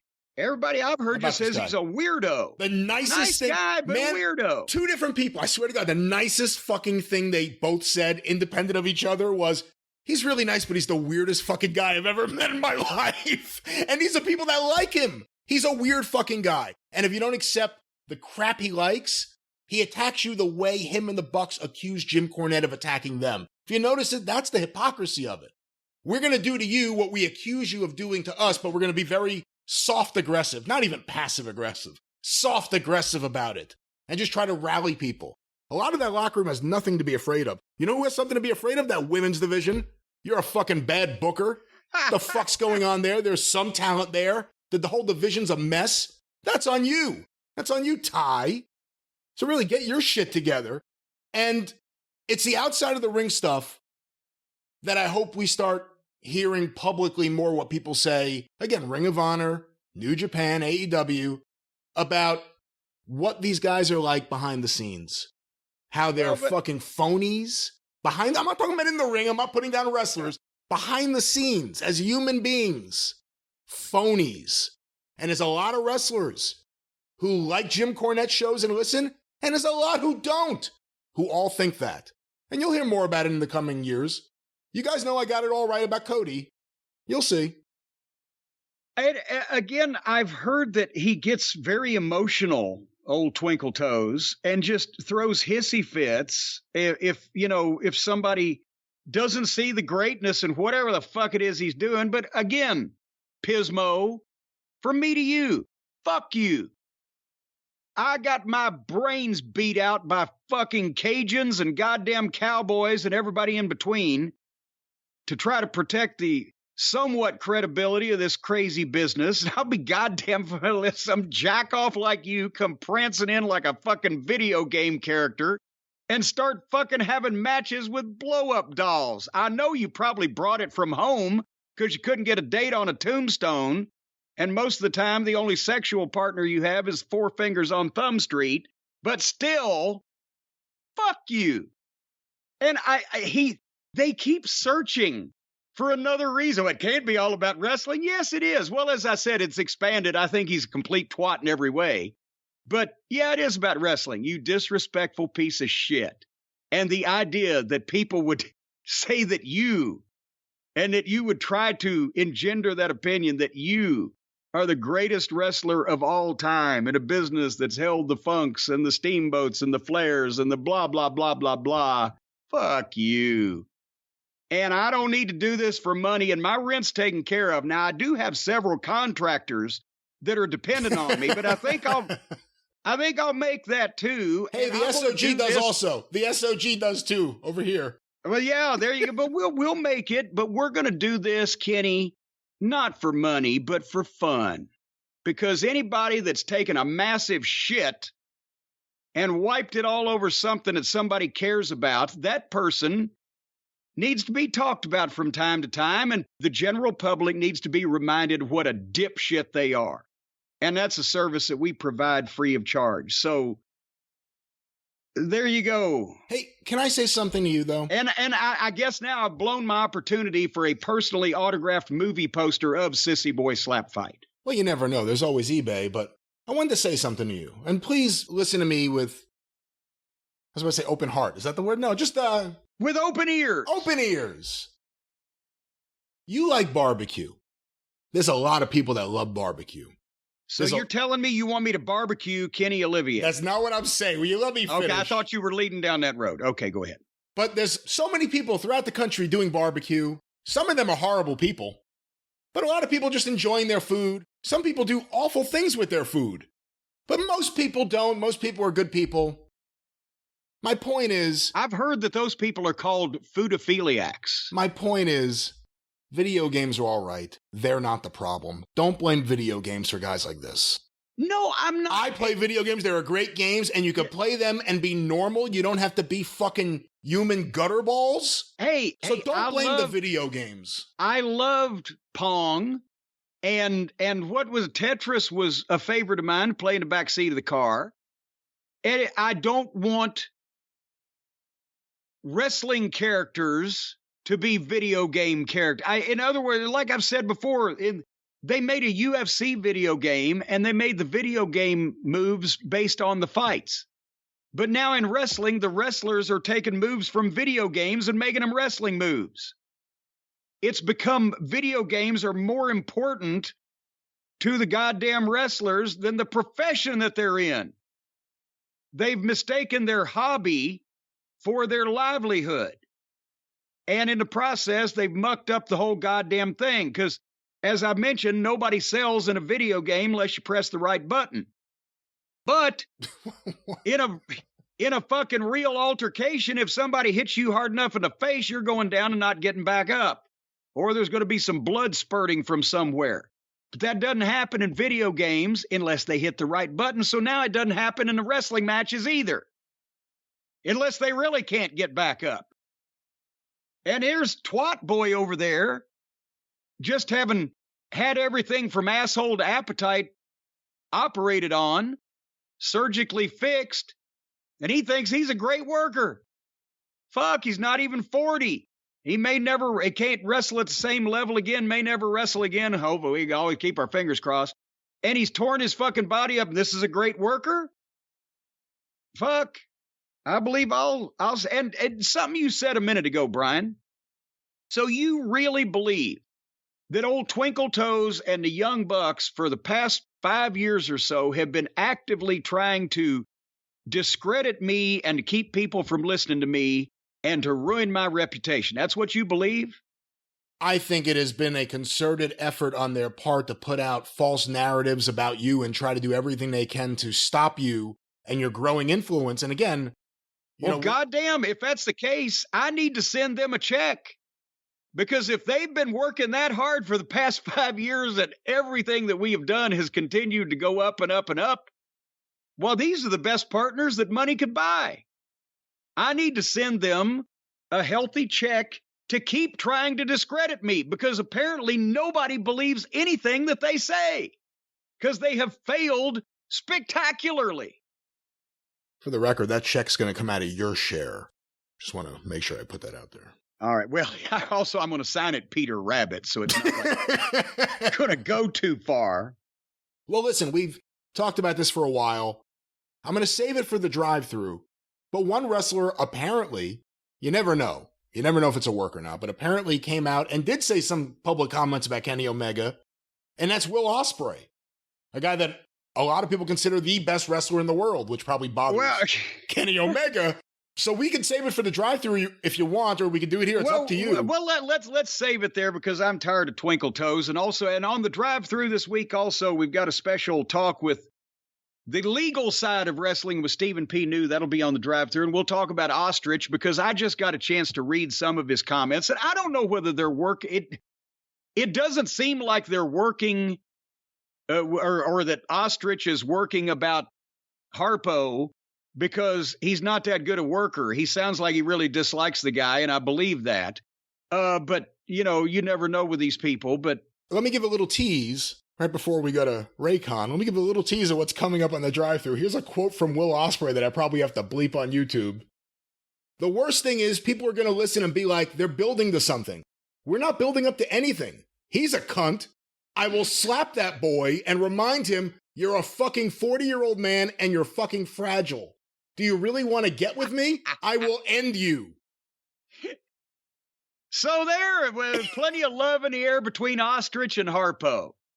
And just for the record, in case anybody's taking notes, neither one of them are the greatest wrestler in the history of the world. Come on. Have we all lost our fucking rabbit-ass minds? That's right. Don't forget about Richard Belzer. Well, yeah, there you go. He took a mighty fine bump. He took one on the show, too, as well as the ones in the locker room before the show. But nevertheless. What? If you got the transition or I got it, but there's so many different options here. But there is so many bumps that you can take with your Raycon earbuds, because now they're not just every day anymore. No, they've got the brand new Raycon fitness earbuds that will help you take your workout to the next level. The power of premium sound and smart tech.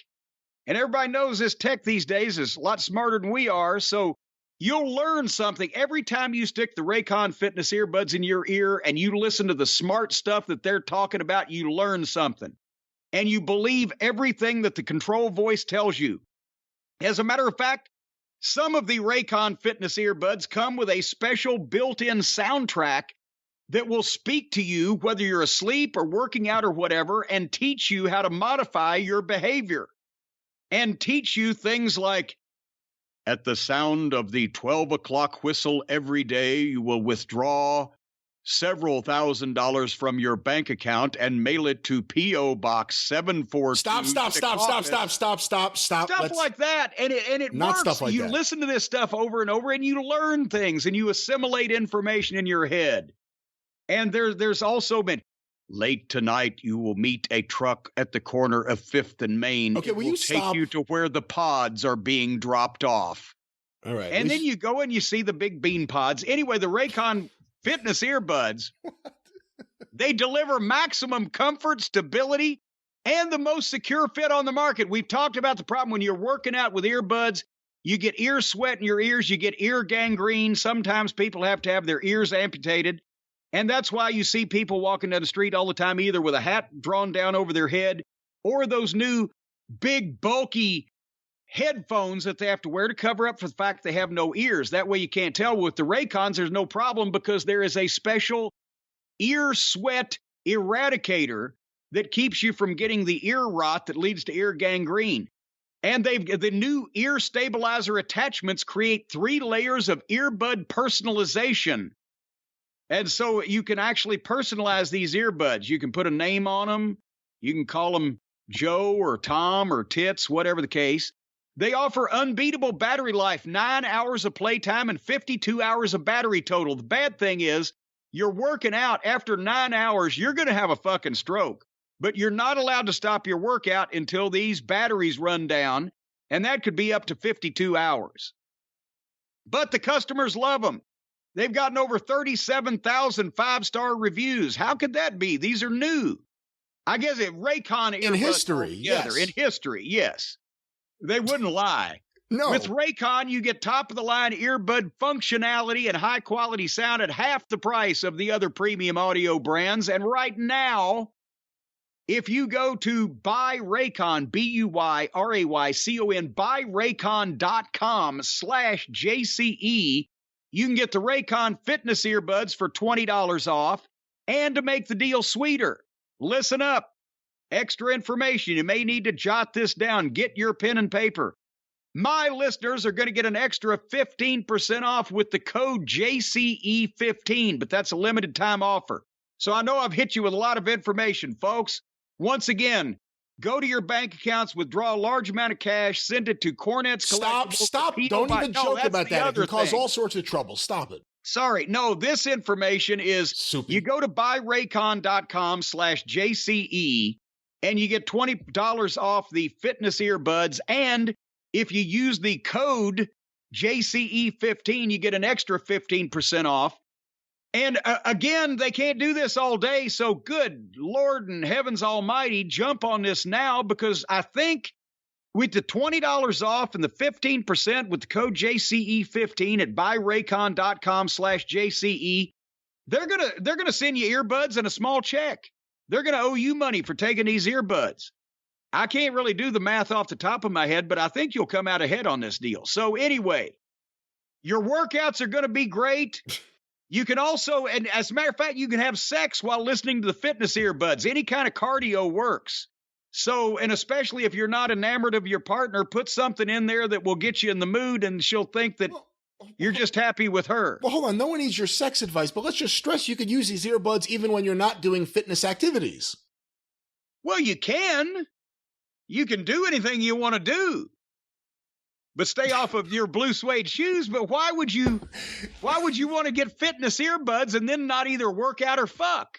Well, Mr. Perkins, what I'm saying is maybe after you're done with your workout, you want to just sit down and fuck. Close your eyes. You've never worked out, so you don't know. Sometimes you don't want to fuck right after you work out. To the fucking. Yeah. And then and there was more time left. Oh. But look at me now and look at all of my contemporaries. Everybody else looks like a goddamn Hindenburg, a giant fucking weather balloon, and I'm slim, trim, and svelte. It's the fucking. Must be that fucking. And the music. And the music on the earbuds that you get, regardless of what purpose you want them for, from buyraycon.com/JCE. No ear gangrene here. That's their motto. No ear gangrene from Raycon. Well, the WWE is more vulnerable now, in a bigger predicament now than in the past 30 years since Vince was indicted by the government.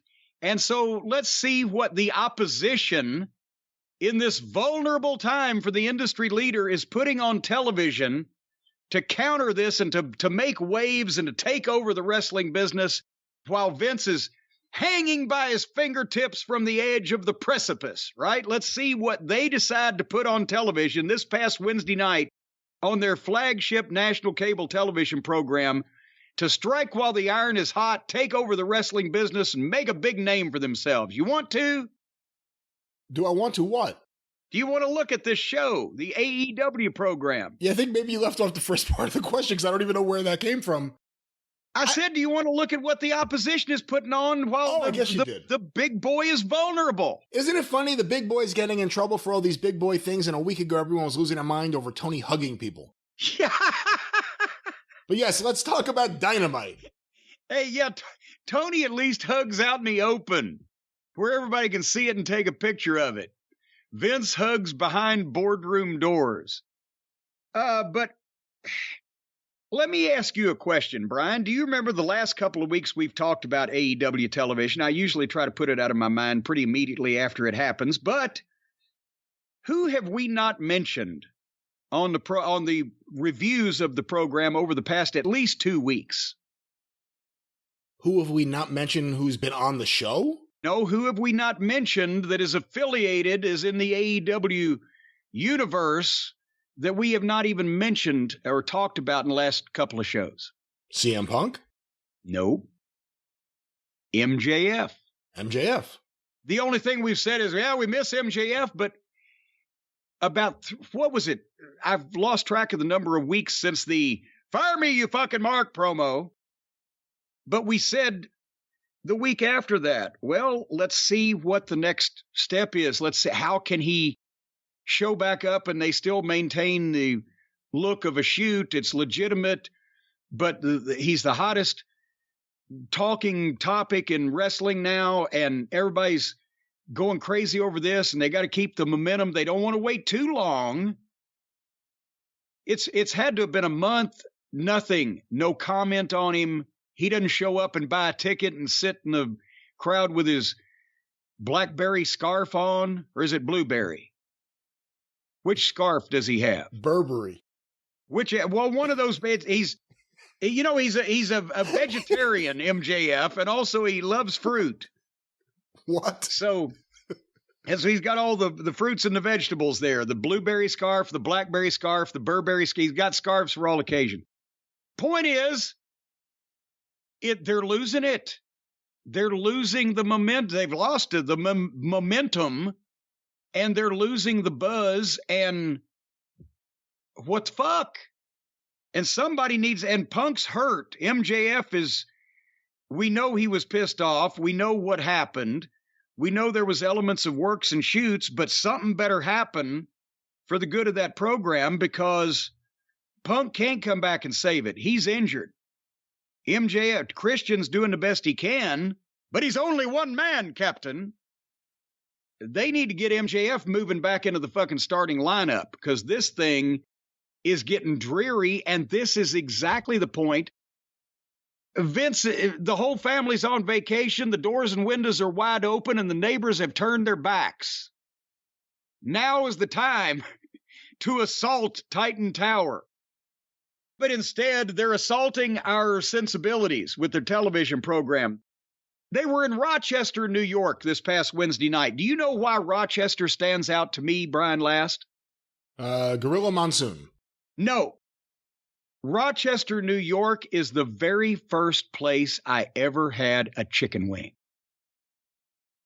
1989, TBS, WCW, they're starting to run towns that Crockett had never been to, trying to chase Vince around the country, going to a lot of places that didn't want to see WCW. Rochester, New York was one of them, but the restaurant across the street from the hotel, we fly in early. We're starving, me in the midnight. We go across the street, get something to eat, sit down. And on the menu, it says chicken wings. And this was 1989. And now I've later on, since I found out that I love them so much, I found out, the Anchor Bar in Buffalo was the original Buffalo wing. They took some wings and fried them and flipped them in the sauce and blah, blah, blah. And of course, we've also come to find out that the Anchor Bar wings are just basically Tabasco and fucking wings, and it's in a shitty part of town. But I said, what the fuck can a chicken wing be? And so I ordered some, and I knew what a chicken wing was, obviously, on the bird, but I'd never seen one fixed before. Because have we just accepted the fact now that wings have always been around? Like if you watch the history of the food that built America on the History Channel, I didn't realize that most of these chain restaurants and genres of restaurants that I like to eat at and have for most of my life didn't exist until I was like 12 or 13 years old. I recently read a book by Bobby Valentine, the former New York Mets manager, and he had a very interesting life. He still does, and he had a bunch of restaurants, and he lays claim, I believe in the early 80s, that his restaurant in Connecticut invented the wrap. And it's such a crazy thing when you think about it, but then you're like, well, someone had to invent it, and they kind of weren't wraps before a certain point in time.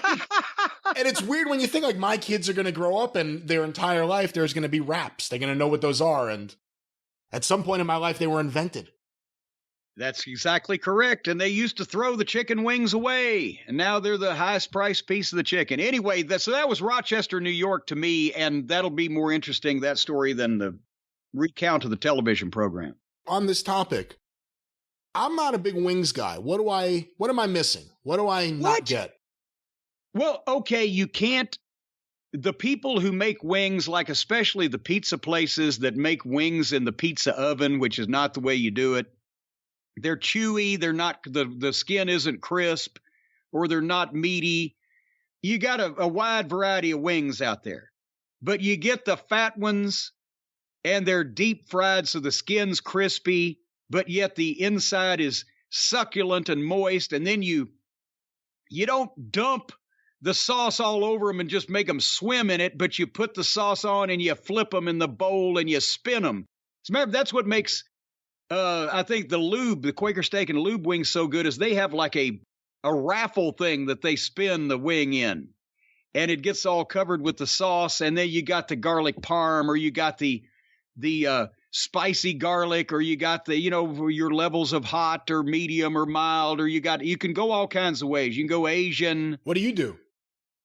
I love, at Quaker Steak and Lube, I love the black pepper and Parmesan wings that are not spicy at all, but they're very tasty. And then I like the spicy garlic if I want to go a little spicy. I like, it just depends. And then smoked wings are a whole different thing. You go down to like Memphis to Corky's, or here at Martin's Barbecue. In any Kentucky or Tennessee location, they have smoked wings.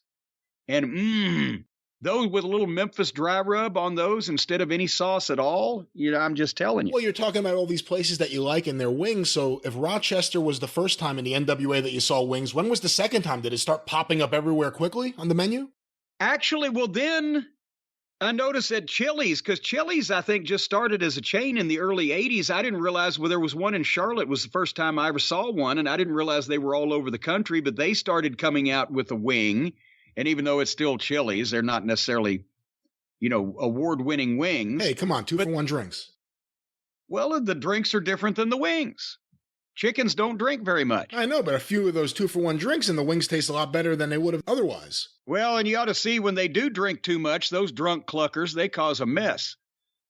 But anyway, and then wings started popping up everywhere. And then there became wing places and wing contests, and everybody's got a wing now. You want to talk about AEW now? Let's talk about Tony Khan's wing of the Asylum. He was winging it all right. All right, Wardlow was first, and he got a big pop, and he looks great, and the people are loving him. But this was a TNT title match, the TV title, and also a street fight. As you'll remember last week, Scorpio Sky said, and it's going to be a street fight. For apropos of nothing. There was no thing that happened that necessitated it to be a street fight. So when they come out, here comes Wardlow. He's dressed in his tights, in his gear, which he should be. He looks great that way, but he ain't dressed for a street fight. And then here comes Scorpio Sky with the other Page and Lambert and half dozen miscellaneous MMA shooters. And Sky's not dressed for a street fight. He's in his gear. So why do the gimmick or advertise the gimmick if you're not going to do the gimmick? This could have been, and of course they'd had to be no DQ because of the way they set the match up, but it could have been a no disqualification match. Then we could have just said lazy booking.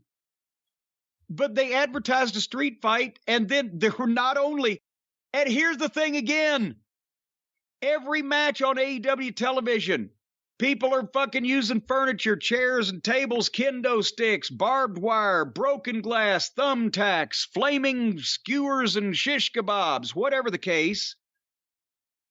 This is a street fight. They weren't dressed for a street fight, and there was not one gimmick used in the match. So anyway, Wardlow has so much charisma. And are you looking, now that he's getting confidence, are you seeing the way he's looking at the people and he milks them with an eye glance and he fires up and he's got the facials and everything? That's confidence. He's getting it. Yeah, beyond the booking, the only problem I see with Wardlow right now is the hair. And they can do something about that. It's hair. You can cut it. He can get a Manscaped package. But anyway, he looks like a beast. And at one point, Scorpio Sky sold a kick, or gave him a kick to the nuts, and Wardlow sold it for like 5 seconds, and then Northern Lights suplexed the guy. But I see what you mean. Wardlow has all of his charisma, and Scorpio Sky's too. He's a good athlete, and I've liked his work in the past, but now after 3 years, it seems like he should have come along, and instead they've just kind of buried him. Well, buried him in plain sight. Well, yeah, it's kind of like that because within 3 years, without any fan support, really, without anyone really clamoring for a big push, he's gotten the tag team titles, first tag team champion, TNT title, now a few reigns. And people just couldn't wait to see Wardlow kill him and Lambert and get all of these guys off their TV. Yeah. And that's what he did. They managed to drag it out through a break by having the Stooges on the floor distract Wardlow and Scorpio posting him. But then as soon as they come back, again, remember I said every time they go to commercial, there's the heels heat. 3 minutes of shit that nobody sees. And when they come back, the babyface is coming back again. These heels are getting shorted. But anyway, from the break, they come back. Wardlow hits a swanton off the top rope and brought the fucking house down. They love him. And then at that point, then the no DQ comes in because they want the spot where all the shooters run in and obviously feed for bumps off of Wardlow. And again, it's so obvious. I know the people are popping and they're liking it, but you could try. You could put the effort into trying to make it less obvious that they're running in there with their chin stuck out for him to fucking nail, right? It can be done. It just requires a little pre-planning and maybe a walkthrough with the green talent involved. But He bumps everybody, and then Sky hits him with the title belt and gets a 2 count. And then Wardlow just shoves Sky into Lambert, gives him a bump, drops the straps, which that's getting over. So now the strap drop, Lawler has a torch to pass to the strap drop. Powerbomb, place blue, powerbomb, place blue, powerbomb, foot on chest, 1, 2, 3. So that was perfect. It didn't last egregiously long. It was what it needed to be. Wardlow gets over. We said bet the farm on him winning. Thankfully, that happened. And why was this a street fight? What are your thoughts? AEW uses gimmick matches as just throwaway TV enticements. It's not going away. It's only gotten worse. They only have more and more gimmick matches, it seems, every single week on the show. Beyond that, this is something that should have happened a month ago or whatever, 2 months ago, right after the pay-per-view. The fans have not wanted to see any of this Dan Lambert stuff. I hope Tony does the right thing and says, okay, let's move on now. I fear that he won't because he actually likes Dan as a person. So that usually means you get to stay around as long as you like. But I think people are ready to move on and do something else with Wardlow, and he's now the TNT champion. No more excuses. Now's the time you got to really fucking do something with him. And I wonder what that'll be. Anyway, so we're not doing too bad so far. And here comes Christian Cage with Dino Douche. But here comes Christian Cage. And he was a paragon of sartorial resplendency once again, looking like a fucking movie villain in all black street clothes. The explanation was about to be made as to why did Dino stay with him when he turned on Jungle Boy. And Christian, it was just a short little promo he did, and then he teased that line, and why did Dino stay with me? And the music was late. In the truck, they blew the music cue, and there's Christian standing there, and he's like, and just as he started to talk again, they got it. But here comes Matt Hardy. And I wanted more Christian promo because that's been the highlight of the past couple of weeks. But here comes Matt. And Matt, Jungle Boy was my friend. And I'm like, is he dead? Did we miss news? Did he, drown in a boating accident? What's going on? Jungle Boy was my friend. I know they beat him up, but at this point... Yeah, where the hell is he? Why is he gone? Where is he? Yeah.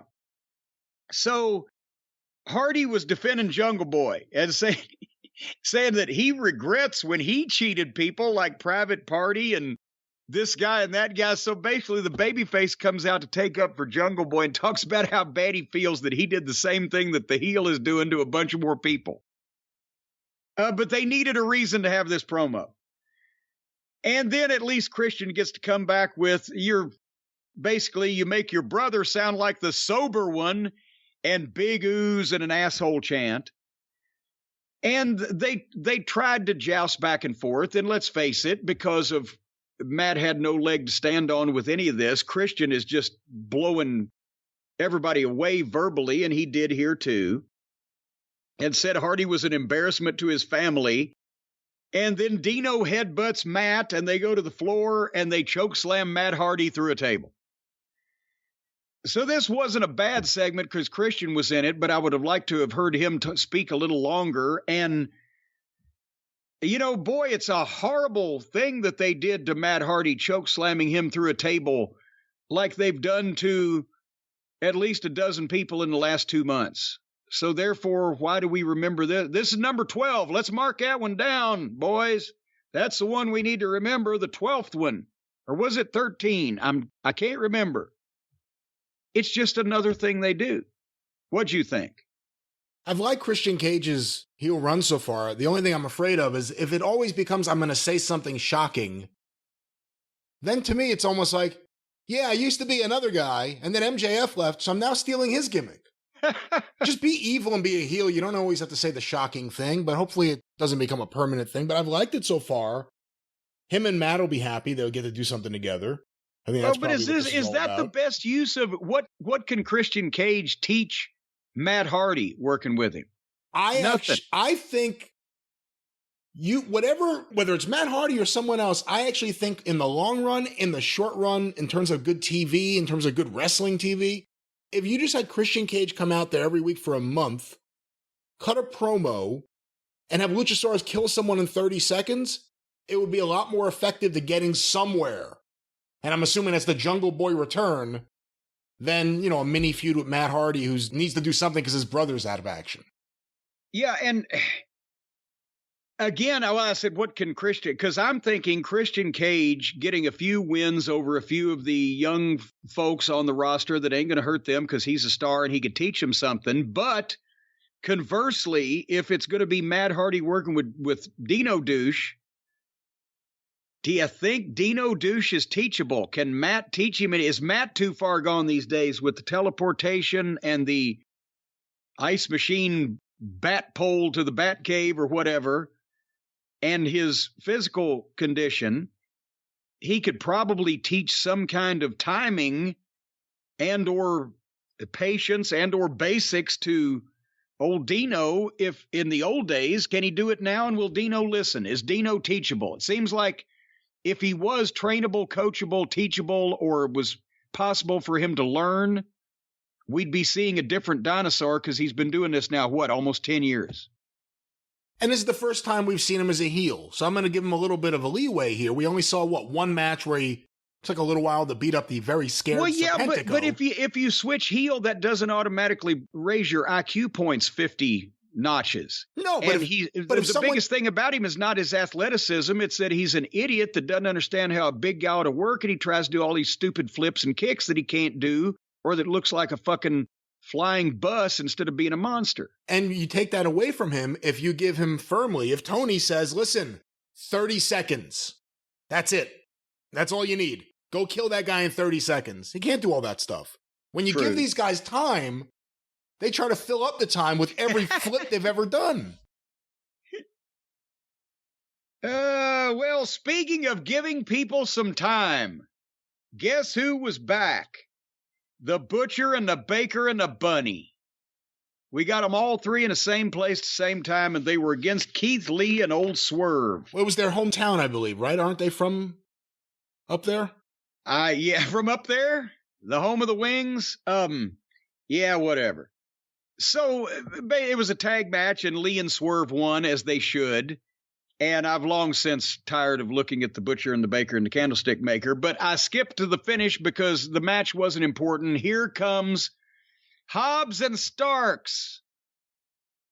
The team, the guys that we never get to see wrestle, that we want to see. The guys that can talk, that never get a chance to hardly. The guys that could be breakout stars, but they're hidden amongst a sea of trampoline cowboys. So here comes Hobbs and Starks on the PA, and Hobbs was talking, and he can. He sounded like he meant what he was saying. And then Starks takes over and blows that out of the water and just tears him up on the microphone talking about old Lee and Swerve. And Starks was hot, and he was up. And I'm like, can we see this match anytime? Lee and Swerve and Starks and Hobbs. That would be great. And the whole thing was Starks' promo and Lee and Hobbs. We're going to find out who's the best tag team. Who's the best tag team? And then suddenly the music plays, and here comes the Hardley Boys. And by the way, is it a rib? Or did they intend for it to be that their entrance music is what they play at football games when the cheerleaders come out? I don't know about that. That's it, right? I don't remember what the music was. I've seen that on TV when the cheerleaders come out and do the cartwheels and the round-offs and everything. Is it a rib or it's apropos? Anyway, so in their childish pretend wrestler way, the Hardley Boys take this thing over and they take credit for starting the company. Let us not forget about that. And then they act like because they beat the other teams because they were better and not because they just reminded us that they started the company and they're fucking executives. So that kind of negates when they say, and we beat so-and-so, and say, yeah, Yeah, I'm sure you did, because you're the fucking bosses. So they tried to set up a 3-way tag for next week with the Hardy Boys and Lee and Swerve and Hobbs and Starks. And as soon as they started even trying to lean into a 3-way with the other two teams before they had said it, the fans started chanting, FTR, FTR. Yes, they wanted to see Lee and Swerve against Hobbs and Starks against FTR. They didn't want to see the Hardy Boys involved in this. Oh, it's better than that. It wasn't about we want to see FTR versus one of these other teams. It was just, we prefer FTR and we're going to let you know it. Yeah, and when they were trying to say, we're the best tag team, FTR, FTR from the whole building, even their own fans have smartened up to this now.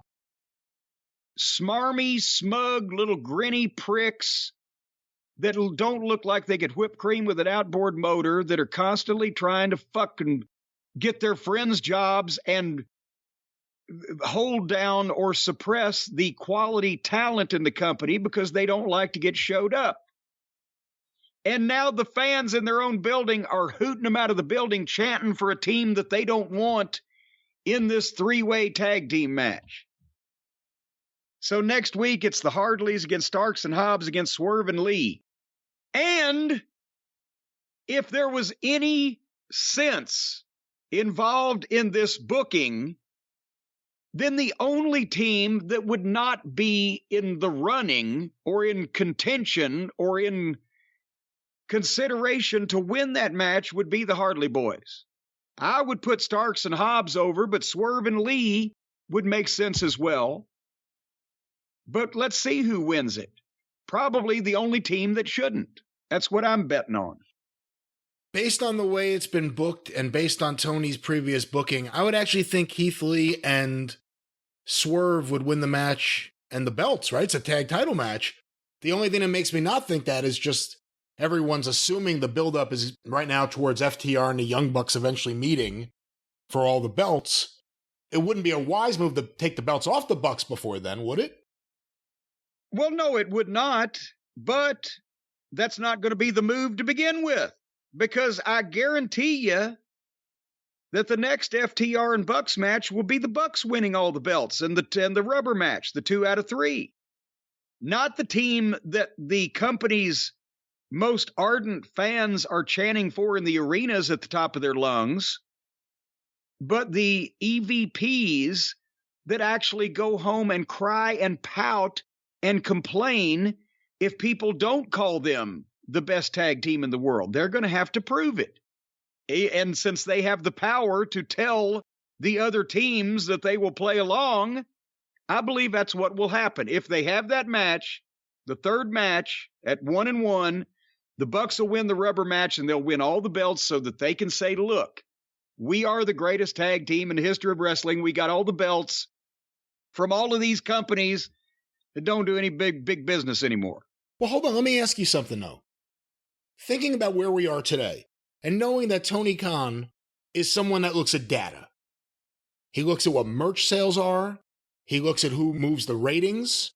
He looks at, I'm sure, who gets announced on a show and when tickets get sold. Looks at everything. Whatever you want to say about him, this is a guy that fills his mind with data about his company. So he can't deny, and I'm sure he's aware of what's going on with FTR. He sat next to them at that press conference. He's heard the fans. He's right there. He hears what's going on. It's an organic thing. And AEW hasn't had too many organic things that have actually taken off. Tony Khan could put his foot down and say, you know what?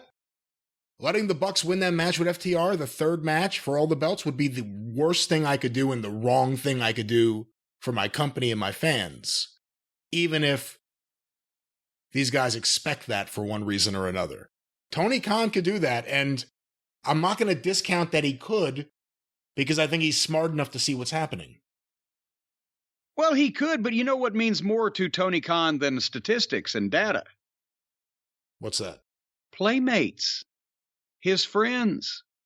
The people that he hugs and that he's so personally happy that they came to work for him for a large amount of money. That means more, and they will they will hug him and they will kiss him and they will call him George and they will say, well, this is what we need to do because we're the tag team experts, Tony. Hide and watch. They'll figure out some way. They will figure out some way to, despite any business sense to the contrary, and no matter how visually ridiculous and how repulsive it is to legitimate fans of wrestling, they will figure out some way, the Hardley Boys will, to have all those belts so they can take that picture and tell people that they're the greatest wrestlers of all time, which is like fucking Vince putting the belt on himself and saying, I'm the greatest wrestler of all time. Because he could. It wouldn't be smart, but it could happen. One more thing I want to say here. Starks and Hobbs. I've been raving about them for a while. Yeah. It's not even about the in-ring stuff anymore. Them on the mic, them as personalities. Do more with them. There's so much time on this show. It worked here. Forget about the whole Bucks thing and the whole angle, but just them coming out for only a couple minutes and being heated and yelling, and you see them like that. But get them on the show more often doing promos. Just a 5-minute match to win and cut a promo and establish themselves. It's ridiculous. And then we see people every week for no apparent reason. Tony Schiavone was in the ring with Eddie Kingston. I like Kingston's promos, and he was pretty good here with it, just his attitude and etc. It didn't, go too far too long, but the promo was okay. But then did you catch how many seconds do you think it was from the time that Eddie Kingston first mentioned Chris Jericho's name until Chris Jericho's face popped up on the screen? Oh, it was a lot quicker than the amount of time Ruby Riott had to move her hand out of the door, I think. Oh, boy. I was wondering if you saw that one. So Kingston's doing this promo that Tony Schiavone is conducting, allegedly off the top of his head. Nobody knows what he's going to say. He's expressing himself, and within seconds, I'm talking less than 5, after he mentions Chris Jericho's name, Jericho pops up on the video screen. He's in the back parking area of the building with the rest of the Jericho appreciators, and they've got Ruby Soho in a compromising position down in front of a car, and there's old Ty Conti, and she's screaming at Ruby, get up, and Ruby Soho gets up, leans against the car, sticks her right arm inside the open door opening of the car, and then as Ty Conti goes to slam the car door, Ruby is looking at the car door and puts her other arm out like, oh, please don't slam that door on my arm, which I'm holding immobile here, and she gets the door slammed on her arm. I hope she's okay. Oh, boy. Hope the car's okay. But why was this? It could kill the car battery, that door being open so long. Yeah, that does put a drain on those diehards. Are Eddie Kingston and Ruby Soho a romantic couple? Are they friends? Have they had any interaction? Why did they pick Ruby Soho to attack, to get under Eddie Kingston's skin? She's probably training with Ty Conti. No, they've established a little bit in those videos, those vignette videos that obviously you haven't watched and they don't show that often, that she's friends with Eddie Kingston. And I think in the past she's tried to talk him out of doing crazy things, and they have a good friendship. And correct me if I'm wrong, because I very well could be, but he wasn't in front of the camera all night. Was Chris Jericho there, or was this a pre-tape in the back? It may very well, or may very well have been a pre-tape, because that's right, he didn't appear. But goddamn, let Eddie Kingston talk about the guy for 30 seconds, 40 seconds.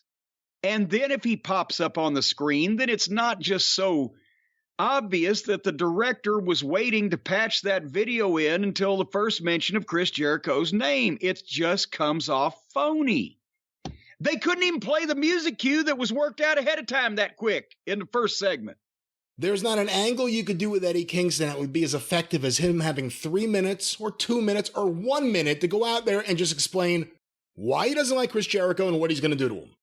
Just what am I going to do to him? 3 weeks of that would be better than all of a sudden another weird, goofy Chris Jericho angle in the back, and no one's safe in the back, let alone this poor woman that was abducted by Jericho and his friends, and awful.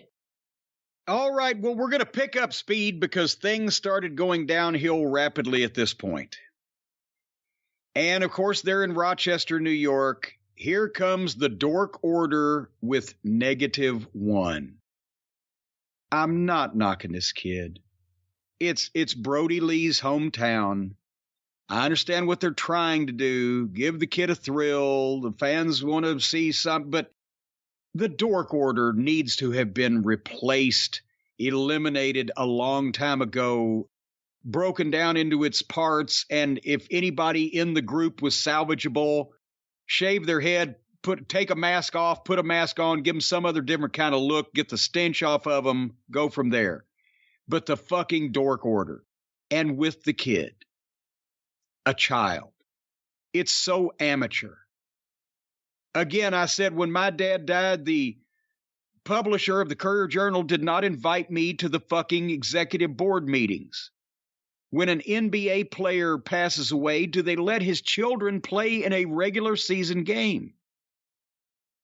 There's respect and there's remembering people we've lost and whatever, and then there's the visual of that. They not only, I couldn't watch this, I skipped through it, but they not only brought QT Marshall out to be a fall guy, they involved Adam Page, who, I guess who gives a shit, he's not the world champion anymore, so he can go back to the job guys, but they had at least broken him out of that. Now it's right back. They let the kid do a promo on the microphone that you could barely hear because he's 10 years old or whatever. This whole thing was obviously fake. Visually, it's preposterous. It's amateur hour. And say what you want about the WWE. They do stupid shit, but goddamn, it looks like network television. This looked like cable access, and it's sad and fake. And the only good thing I can say about it is they finished it up right before the top of the hour, so Jim Ross made his entrance and didn't have to fucking call this.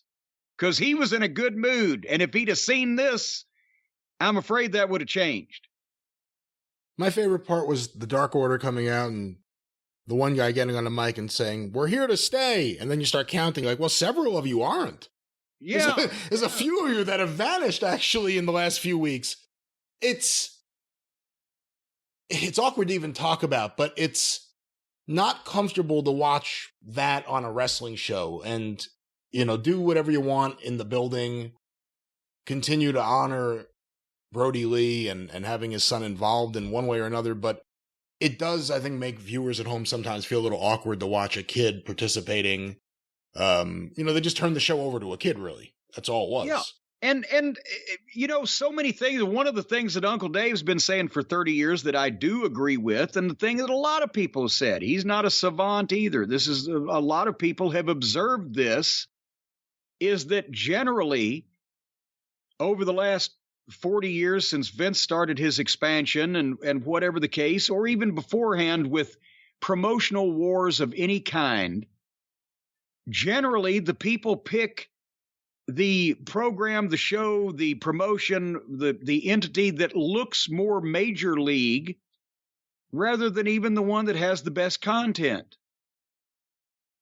And it's night and day with this television when you've got CM Punk out there, or you've got, some of their recognizable name mainstream wrestling celebrities, or some of the really good workers, you get what looks like as we've said many times, a first-class, high-quality, major league-looking wrestling show. But on the same program, you get the Outlaws or the fucking indie goofs or children playing, and it looks worse than minor league. It looks cable access, and this is not the time, with Vince so vulnerable, to be putting on bullshit shows that any average viewer is going to say, well, they're not even serious, and this is just kids. Who is this? It's wrestling cosplay. But then JR comes out, and by gum, he was upbeat, wasn't he? It was like a whole new guy. Yeah, seemed like other than Rick Knox, and he deserved it, like a brand new guy. Well, I think he's probably taken the criticisms to heart that, and you can't blame him. I mean, I can't imagine. That's what Jim Ross told me at the last Charlotte Fan Fest that I attended, which was back in, well, when did AEW go on the air? 2019, right? I believe so. Okay, the Charlotte Fan Fest was about 6 weeks before they debuted. And that's the last time I saw JR in person because of the pandemic, blah, blah, blah. And I haven't left the house and don't intend to. But I said, JR, I said, do you know what you're going to be calling? Do you know what you're going to be seeing and looking at? I don't trust a number of the people involved in this. That's why I said to Tony when I said, well, yeah, who you're in business with. I said, the Bucks can't be serious. Twinkle Toes can't be serious. I hadn't named him that then. I said, they can't be serious. And Tony Khan himself told me that nobody was going to book that show but him. So you know what you're getting. He said, oh, corny. You know, it's going to be a great gig, and they got talent. It's going to be. He was optimistic. There's lots of money. Did I mention the money? No, and he was happy with his money, but no, he was optimistic. Oh yeah, he loves to announce. It's not about the money; it's about the money. And he was legitimately like, well, wonder, it's going to be a new show and a blah blah blah. He was somewhat looking forward to it. And I've got to think that with what he's had to be out there and see and actually had to call or sometimes try to just ignore, it's got to have gotten to him to where he's like, well, fuck, I thought they were serious. I thought this was going to go somewhere. I didn't think this was going to be embarrassing. But, it was like Punk said with the WWE, he didn't want to be another guy doing bad television.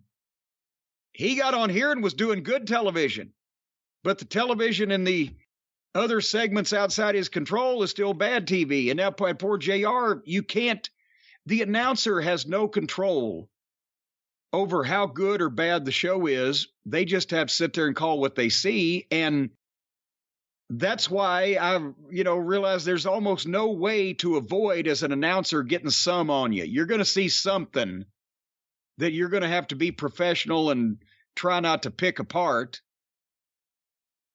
Nevertheless, I think this is a good idea if Jim Ross comes out for just the second hour for a few reasons. One, gets a pop, stays fresh, seems to be in a pleasant mood. The other thing that this all came from is the idea that Taz is now out there for the whole show. And it has actually helped. Even when the bad stuff's happening, Taz being on commentary helps. And I think it helps Jim Ross because part of the problem is when it's something really bad that Jim Ross would shit on off air and sometimes on air, but that Jim Ross would not like, that you wouldn't like, when it's something bad, he'll get quieter. Excalibur and Shivani keep the energy level up about how great it is and all this is going on, all this. And Jim Ross, how's he supposed to jump in? What's he supposed to do there? With Taz, there's better chemistry. Because Shivani wasn't adding much. Shivani was just yelling shit. But with Taz, you have someone who could be conversational with Jim Ross and pull him in. And makes a comment that then JR can answer in an intelligent and or reflective fashion, etc., blah, blah, blah. Yes. Well, it's because, guess what? Actually experienced professional announcers. Who would have thought?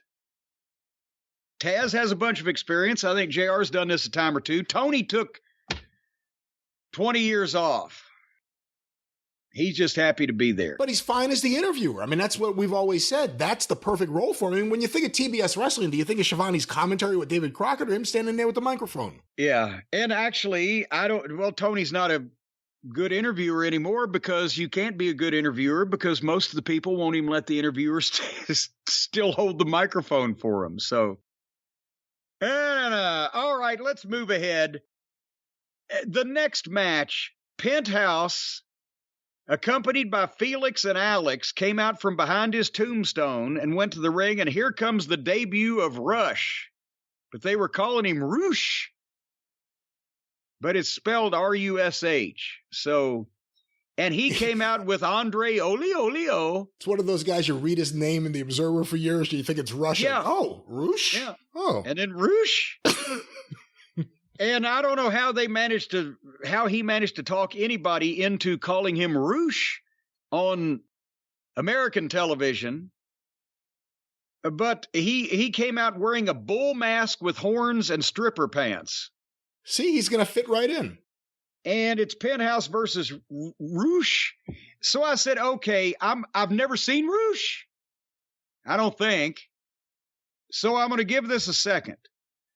So before the first bump, they gave each other 20 chops, did some sloppy reversals, and then a super kick, and the guy took a bump. And then they went out to the floor and started doing some square dancing. And then it became a typical modern lucha match, moves back and forth, no logic, no shine, no heat, no face, no heel. I gave up. And basically the finish was that somehow Russian Roosh nutshotted the guy, pulled his mask off, and small packaged him all pretty much at the same time, except it wasn't a small package because he either doesn't know how to do a small package or he missed the guy's head because Penthouse was trying to cover his face up. He was in a Roosh. He was in a Roosh. He was Rooshin'. You ought to slow down. But anyway, so he won, and yeah. But then we got some good. Did you watch this at all? Who cares? Nobody cares, right? I watched it, but nobody cares, so you can move on. Okay. Jay Lethal and Sanjay Dutt and old Satnam Singh did another backstage pre-tape. I guess they just had them come in and do 8 30-second pre-tapes and then go home for 2 months. Jay Lethal, one of the best workers on the roster that we all can talk his ass off, never wrestles. We never see him. Sanjay Dutt's a pretty good talking manager. Never see him live except if the fucking giant pinhead is going to do the pimple pop on somebody. Or is it Singe that does the pimple pop, or is it Almost? I can't remember. Well, I think it was Satnam Singh, I think. Well, see, there's so many seven-footers now. There's the Almost is 7 feet, Singe is 7 feet, Skanky's 7 feet, one dances. Dabo Kato. He's off dabbing somewhere. Well, no, he's a general now. He's General Sneeze. That's right, General Sneeze. But where did the guy who was General Sneeze with? He was with Apollo Crews. Apollo Crews, the Nigerian prince. They sent him back to developmental, didn't they? They did? I didn't know that. I believe they did. Anyway, nevertheless, the point is we actually have a match to look forward to. Jay Lethal versus Samoa Joe, July 23rd on the Ring of Honor pay-per-view, which we will be watching and talking about at length if it's got Samoa Joe versus Jay Lethal and the other match we're going to talk about in a minute. So we can look forward to that. Or they could have had it on national television and let almost 1 million people see a good match instead of Penthouse and fucking Roosh. So next was and I'm sorry, folks, if you're waiting for a rap, you ain't gonna get it. The Acclaimed and the Guns make their entrance, and right as Caster gets started, yo, listen! The Guns steal his microphone, because now they're mad at each other.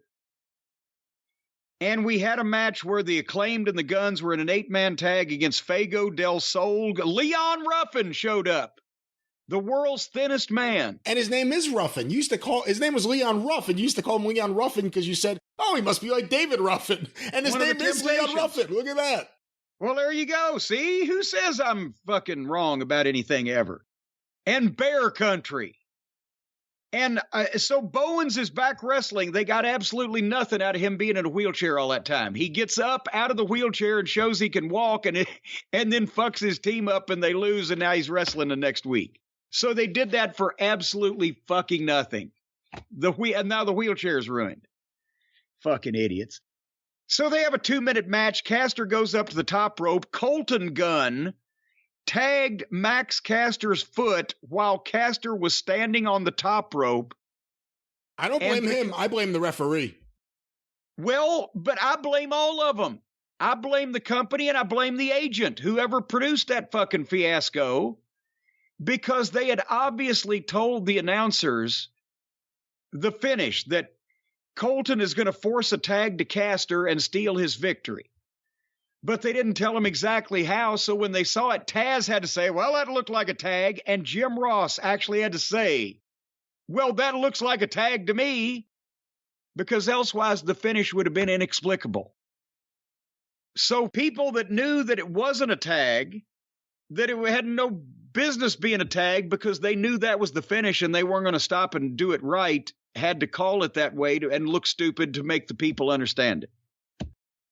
So then Caster dropped the elbow off the top, but Colton had tagged and covered 1, 2, 3. And then the teams get in a fight, and Billy picks his boys off of him, throws them down, and then clotheslined the shit out of, I think, Caster. And okay, that got the people going. The fans, they didn't expect it. They thought Billy was going to swerve them and go with the Acclaimed or whatever. But they've got a little heat, and they've got the people interested. And then Bowens comes up to Billy on his knees and sticks his fingers out, like asking Billy to scissor him. And they took it back to comedy. And of course, Billy fucking drops him too. But after you've just clotheslined your partner, is he going to sit there and go, scissor me? Or is he going to go, what the fuck are you doing? So they have to inject comedy into that, even with a fucking obvious, plain, simple angle like this. Yeah, I hated that part of it. I hated that part, the scissor me part at the very end, because it's preposterous that Bowens would be thinking to do that at that moment. And I hate seeing Caster on the mat that long after he gets attacked. Well, yeah, one clothesline, and he was in a fucking medically induced coma. I know Billy's stiff. Shit, but he shakes hands with you. He leaves bruises, but still. The Acclaimed are another one of these organic AEW wrestling, I was about to say accent, I don't want to get you upset. Don't do that. Wrestling performers. Actually, I don't even like that. I like gimmicks would be fine. They got over on their own. The fans are into them on their own. They were heels.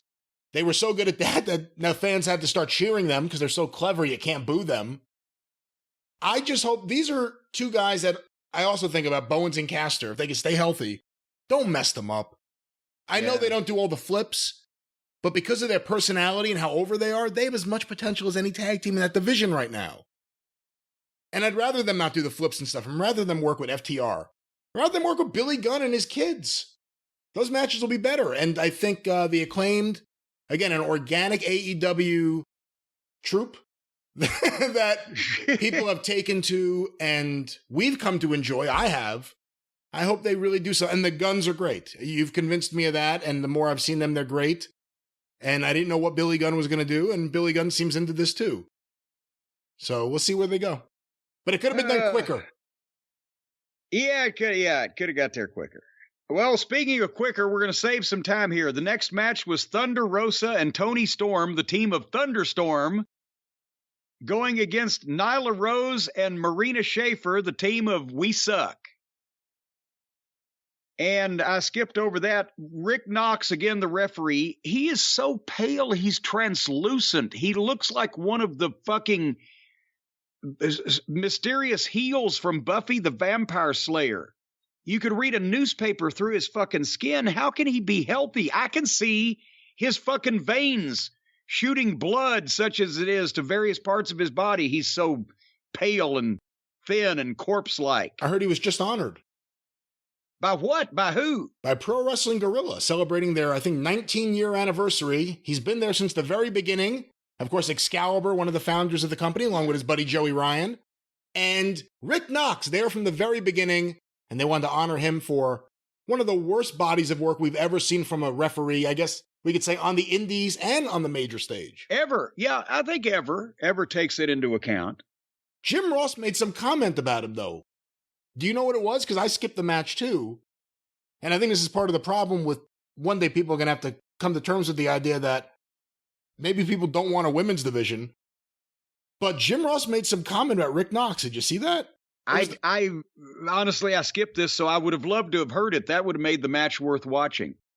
All right, apparently he made some sort of comment, and again, we missed it, but it was the one moment he wasn't happy.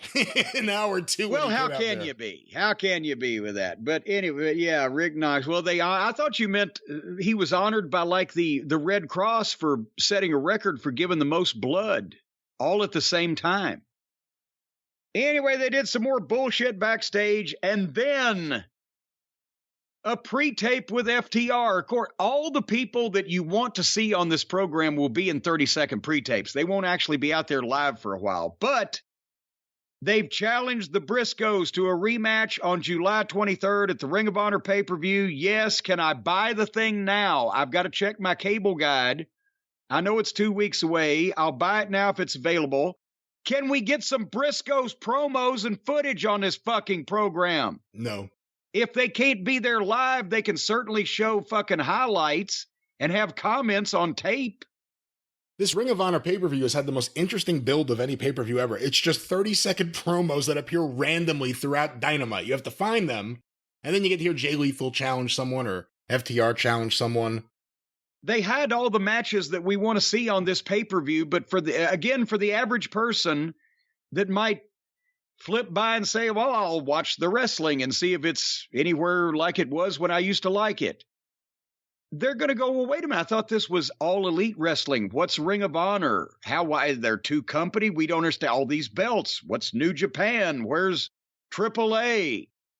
Everybody's a champion. Nobody knows what's going on. Are these offshoots? Is it all one promotion? There's no way this is like Ring of Honor was in 2006. There's no way that any average fan who didn't live their life on the internet and study all this daily could gain the knowledge to join this private club. The first thing that we did on the television program that I was responsible for with HDNet and then later on with Sinclair was start trying to explain to people who had never seen this shit before what the fuck was going on. But so now the best match of July, which is going to be a rematch of the best match of WrestleMania weekend, is going to be on a Ring of Honor pay-per-view instead of their main show. And then the main event was Brody King, more of the spooky Blackfellows group versus Plumber Moxley. And at that point, I was pretty much washing my hands of this show, and I said, I will give this a chance just to see if Moxley does anything different this time. The outlaw fuck and his garbage wrestling, but out of curiosity, I'm going to stay till he starts going to the floor, I said. So I fucking paid attention. They didn't touch after the bell rang for 20 seconds. Then they locked up. Brody King laid in one chop. They went face to face. They started trading blows and went to the floor. Under 1 minute and 15 seconds, they went to the floor. They did the same outlaw indie bullshit that they always do for 45 seconds on the floor. Moxley rolled in to break the count and didn't even actually break the plane of the rope underneath it and go all the way underneath it. Rolled back out, and they were on the floor for another 1 full minute. And then I just said, fuck it, Moxley's the worst wrestler in the world, and I tried to fast forward to the finish, but they can't manage their time because they're all amateurs and got to get their shit in. So invariably, they almost run over, and in this case, they were so close that my DVR froze before the finish even came in, which I assume it happened within 30 seconds afterwards. But who won this thing, and how close were they to botching the whole thing and going off the air? Moxley won, and they started announcing, and I don't remember what time they did, but they started announcing that we got, permission, we can go over, this match will be on the air until it ends. And thankfully it ended with seconds remaining. So then I know how they did that, because if you have pre-authorized, and you've seen different shows do this, if you pre-authorized with the network that you're going to have no commercial interruption, or you're going to stay with the main event, there may be an overrun, we're going to stay with it till the conclusion, title match, whatever. that's usually said from the top of the program, right? Throughout the show. We've got permission, or we're going to stay till the close of the main event, or whatever the case. But I know this from WWE with Raw specifically, and then later on with, I think, some of the broadcasts that TNA did with Spike, because obviously most of them were taped, but they did a few live things, I think. But point is, if you are a big television program like Monday Night Raw, and I assume now here AEW Dynamite, and your broadcast partner, whether it be USA Network or TBS, you are always able to contact the television network's master control or seat of operations from your television truck. If you're doing a live remote broadcast, there's a communication that you always have, or you can initiate. And it happened a few times on Raw. And remember one time, Sean and Brett started bickering and going sideways and just went off the air standing there looking at each other. You can actually call them and say, we are deeply fucked and are possibly going to run off the air. Can we have 2 extra minutes, or whatever the case? And unless they're butting up against a live broadcast that starts at drop dead time of such and such, you can't change it. They can, if they give a shit about you, give you a couple of extra minutes, but it's not encouraged that they do that on the fly.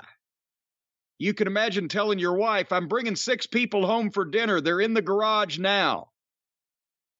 She'd rather have known it at 10 o'clock that morning.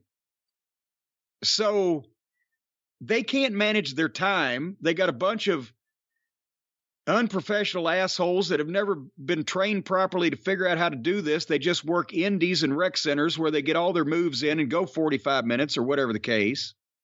So that's another way they may get a little steam on them, is if they keep bumping up against their hard out and asking for more time on the fly. That's not generally received that well, at least back at Master Control. But that's my thoughts on this program. What are your thoughts on this program, finally? You brought up MJF before. We miss him. We miss Punk. We still don't have any kind of update about how long Punk is going to be out. But his presence on that show is missed beyond his on-air stuff, I think. I'd like to see FTR used a little better, but look, the fans have made FTR the biggest tag team in the business right now. They drowned out the Young Bucks chanting FTR, and then they didn't even get FTR on the show. Yeah, and not even drowning out the Hardleys with chants of FTR, because that's what they were talking about. The Hardleys were talking about trying to prove they were the best tag team in wrestling against 2 other teams, and the fans were weighing in with their commentary on who they thought the best really was. Have you ever... did they ever, even when they were baby faces, did the people ever go, Young Bucks? Young Bucks. Oh, they had some kind of chants, but I mean, that fan base is a chanting fan base. This is awesome. Fight forever. Sometimes a fight has to end. You have to go to the bathroom or something. But whatever. Boy, try to drop an elbow when you really have to piss and see how that works out for you. That's not good. All right. Speaking of working out for you, before we go to the main event this week and talk about all the fucking cracks and crevices that Vince McMahon has stuck himself into, what's going on the Arcadian Vanguard Network this fine summer week? Another action-packed week this summer week on the Arcadian Vanguard Podcast Network. Information about all the shows available on Twitter at Superpodcasts, or on Facebook, facebook.com/Arcadian Vanguard. A few notes. This week on Stick to Wrestling with John McAdam, John's guest is Ian Totten, the author, and they're talking... Author Ian Totten. That's what I just said, and they're talking ECW, 1996 CyberSlam, and much more. Check that out right now at McAdamPod.com, or look for Stick to Wrestling with John McAdam wherever you find your favorite podcasts. This week on Breaking Kayfabe with Baldwin and Barry, the boys talk with Downtown Bruno, Harvey Whippleman. Hear that today at BaldwinPod.com. Also look for Breaking Kayfabe with Baldwin and Barry wherever you find your favorite podcast. Arcadian Vanguard will have a few announcements in a few weeks. Stay tuned for that. But in the meantime, the Mothership! A surprise one there, the 605 Super Podcast. Go to 605pod.com, go through the archive today, and look for the 605 Super Podcast wherever you find your favorite podcasts. The Mothership. That's more like it. You know, you talked about it's a fine summer week. Did you ever meet that girl that had summer teeth? I did not. You never met the girl with summer teeth? Summer here, summer gone, summer green? Oh, I did meet her. In Barberville. She had an overbite, too. All right, enough of the various Arcadian Vanguard tomfoolery. It's time for the main event of today's program on The Experience. The big news was broken again by the Wall Street Journal. It's not $3 million that Vince McMahon has paid out in hush money. It's $12 million. $12 million. He wouldn't pay Brett $2 million. And Brett was selling him tickets, just not blowing him. Yeah, no one ever realized that's why Vince said he couldn't afford the contract. Everyone's like, what do you mean he can't afford the contract? That was before all of this stuff. That was before. Vince didn't have $12 million to see. I still remember he would bring this up sometimes just apropos of nothing. If you just an advance for something wasn't very good or anything. Well, I remember that $6 million that came out of my ass last year or whatever. In 1995, the company for the first time ever lost money. It was $6 million, and he was pissed about it 2 years later. When they had turned things around, he was still pissed about that. So I refuse to believe that the Vince McMahon of 1997 would have just, here's $7 million to you and $1 million to you and $3 million to you, and here's a few more million. Fuck. But I got an email. This was before the big news came out in the Wall Street Journal on Friday, and we'll go over that story in a second, but this is from Chris, and just real quick, because we talked about something like this. Hi, Jim and Brian. I just wanted to touch base with you two on the Vince McMahon sex scandal plaguing WWE. Jim has been adamant that if Vince had just hired a sex worker, actually I said a hooker, but sex worker sounds a little more upscale, for his quote-unquote needs, he wouldn't have to pay out the $3 million and it wouldn't be as big of a controversy. So, Chris goes on to say, I asked a high-end sex worker recently what $3 million would buy Vince, and I thought the two of you would like to know the result. Actually, I'd like to know the high-end sex worker that you were talking to and any pertinent details such as contact information, but I'll take this. Hi, you looking to have a good time? No, I'm looking for information. Tell me, show me your taxes. At a rate of I'm looking to have some good information there. At a rate of $1,000 a day for engagements, Vince could have had a high-end sex worker for 8 years, excluding gifts, dinners, and other extra expenses, which is solid proof that Vince is an idiot for not hiring a professional.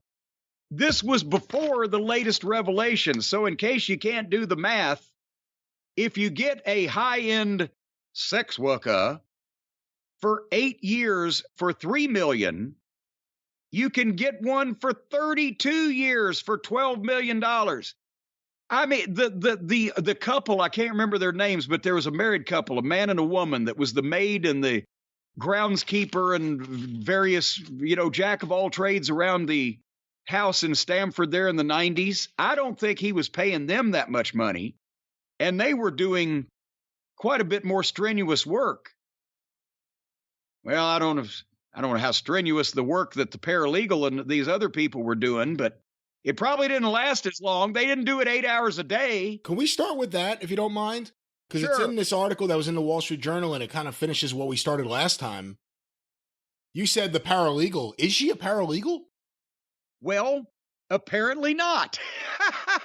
I mean, I'm not saying she's not licensed to be a paralegal, but apparently now the Journal story said she didn't apply for the job with the WWE at all. she met Vince at the condo in Stamford that Vince was living in, which we've heard about that he got a condo and I think, didn't he have another place in New York in the city?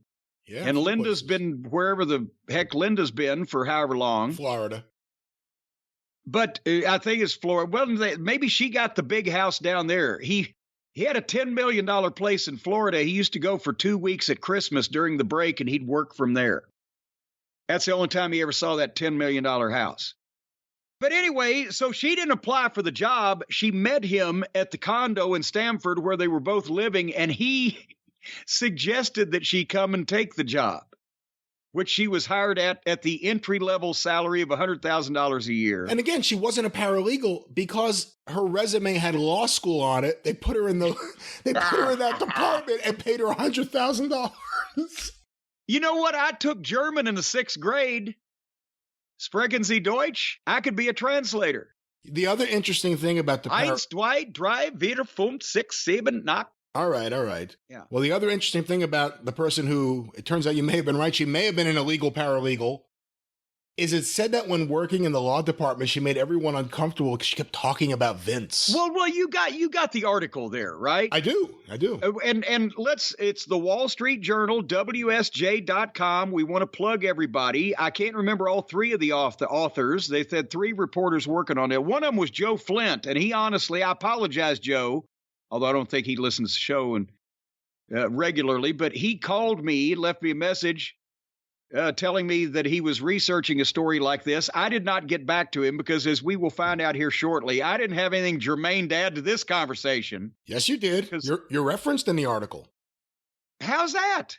And in a 2006 agreement, a former manager who had worked 10 years for Mr. McMahon before he allegedly initiated a sexual relationship. That was around the time you left OVW, wasn't it? Yeah, but I'd been there 12 years. Former manager.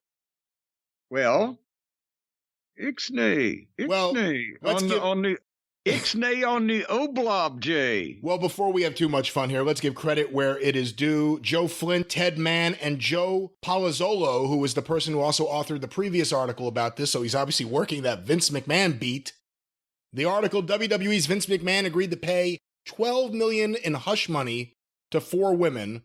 The longtime chief of World Wrestling Entertainment, Inc., secured non-disclosure agreements that keep secret allegations of sexual misconduct and infidelity. Let me stop there and ask you something, because it's the one thing I kept thinking about that it's not in this article, and it's kind of more something to opine about with your buddies. The infidelity thing I don't think really matters. I mean, this marriage has been a sham for a long time, so what the fuck was happening that they needed NDAs? Because that ain't it. Well, and I mean, the publicly traded company, and they don't want bad publicity and a blah, blah, blah. But infidelity gets Vince over with the fan base. But for the same reason that Ric Flair, the Nature Boy in his prime, became a cool heel and later on became a cultural touchstone, because every guy wants to be the guy that makes all the money and fucks all the women. And they don't care how that happens. So, like I mentioned, when Vince came out, the WWE fans in the arena brought the house down for him because he's the one that brought them all this. They love this and they like him for that. Even though the disenfranchised wrestling fans, the ones that don't like the WWE anymore, they blame Vince kind of for running them off. But in front of his people, and when he's accused of infidelity, nobody gives a shit about that. Like you said, everybody wants to know the dirt, but down deep they're going, yeah, that fuck, he's almost 80 years old. He's still fucking. So that's not a big deal. Where it comes down to a problem for the company is because of the publicly traded aspect and stockholders and SEC regulations. And as we mentioned, we'll have Stephen P. New on the drive-through this week, talk about some of those things. But if this was still the old WWF and a private company, nobody'd even know about this. But somebody is feeding this information because of the publicly traded aspect of the thing. They see an opening, they see an opportunity for whatever their thing is. But yeah, like you said, infidelity, yeah, big deal. And he spit on the sidewalk and crossed against the light. Nobody gives a shit. And in terms of, if you want to talk about the reporting here, and not, I mean, they're doing a great job, but in terms of who's leaking what, if I had to put my money on it, it's coming out of the board of directors, and let's see what happens. Let's see if Nick Khan's head rolls. Because who benefits from Vince being pushed out of the way? Because that's what this is. The fact that this is leaking isn't so we do a thorough investigation and he stays. This shit is leaking because someone's trying to get Vince out of that company. Right. That's the only possible outcome that this whole thing would have come up over. But let's pick and choose in the article. We may not go in chronological order, but we were talking about the paralegal and the questionable way she got hired. But read the part where it talks about how she couldn't shut up about Vince. That apparently she wasn't smart to the wrestling business, obviously, because it was a complete strange thing to her. She'd never been in it and never even applied for a job in it. But one would think that getting a job under those circumstances, one would keep one's mouth shut. But apparently it was the opposite. Read that part if you would. Yeah, there's a few paragraphs here that relate directly to that. The former paralegal to whom Mr. McMahon agreed to pay $3 million was brought into the company as a legal assistant in 2019, according to people familiar with the matter. She never applied for the job, these people said. Mr. McMahon had met her at his Stamford, Connecticut condo building, where both were living, the people said. WWE placed her in the legal department because the woman's resume said she had attended law school, the people said. The woman often talked with colleagues in the department about her close relationship with Mr. McMahon, the people familiar with the matter said. The talk about Mr. McMahon was so frequent that her boss asked her to stop, saying she was making other employees uncomfortable, according to one of the people. In 2021, the woman transferred from the legal department to talent relations under Mr. Laurinaitis, who returned to the role he had held a decade earlier. We'll talk more about him in a little bit. WWE considered raising the woman's annual salary from $100,000 to around $300,000 at Mr. McMahon's request. According to people familiar with the matter, the company settled on a base salary of $200,000 and a director-level position.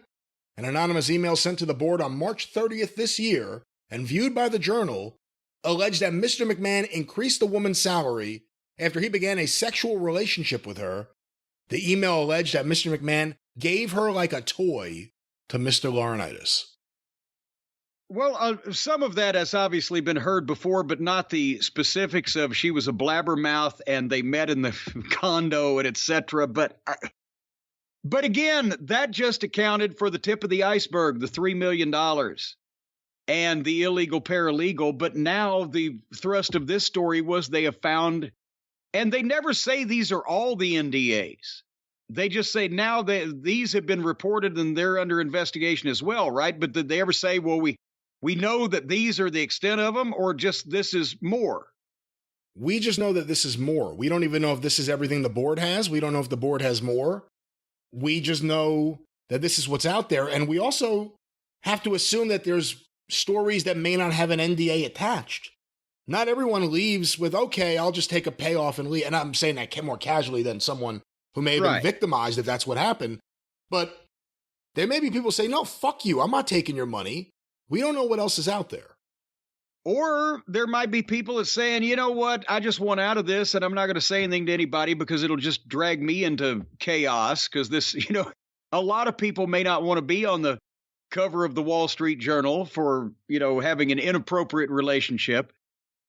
But you got to think, isn't this, I can't even believe I'm saying this, and I've talked about how that this just gobsmacks me about Vince, because I cannot see the Vince McMahon that I knew as a guy that would even have a naked picture of himself. It's like somebody telling you, I'm not saying I had a fatherly relationship with Vince, like who was it, Sean or Brett or whoever said these things, but I'm talking about he was like a friendly high school principal. And every once in a while, when the kids in the room would get fucking too rowdy, he'd drop those glasses and look over the top of them down his nose, and everybody would sit up a little straighter and adjust their tie.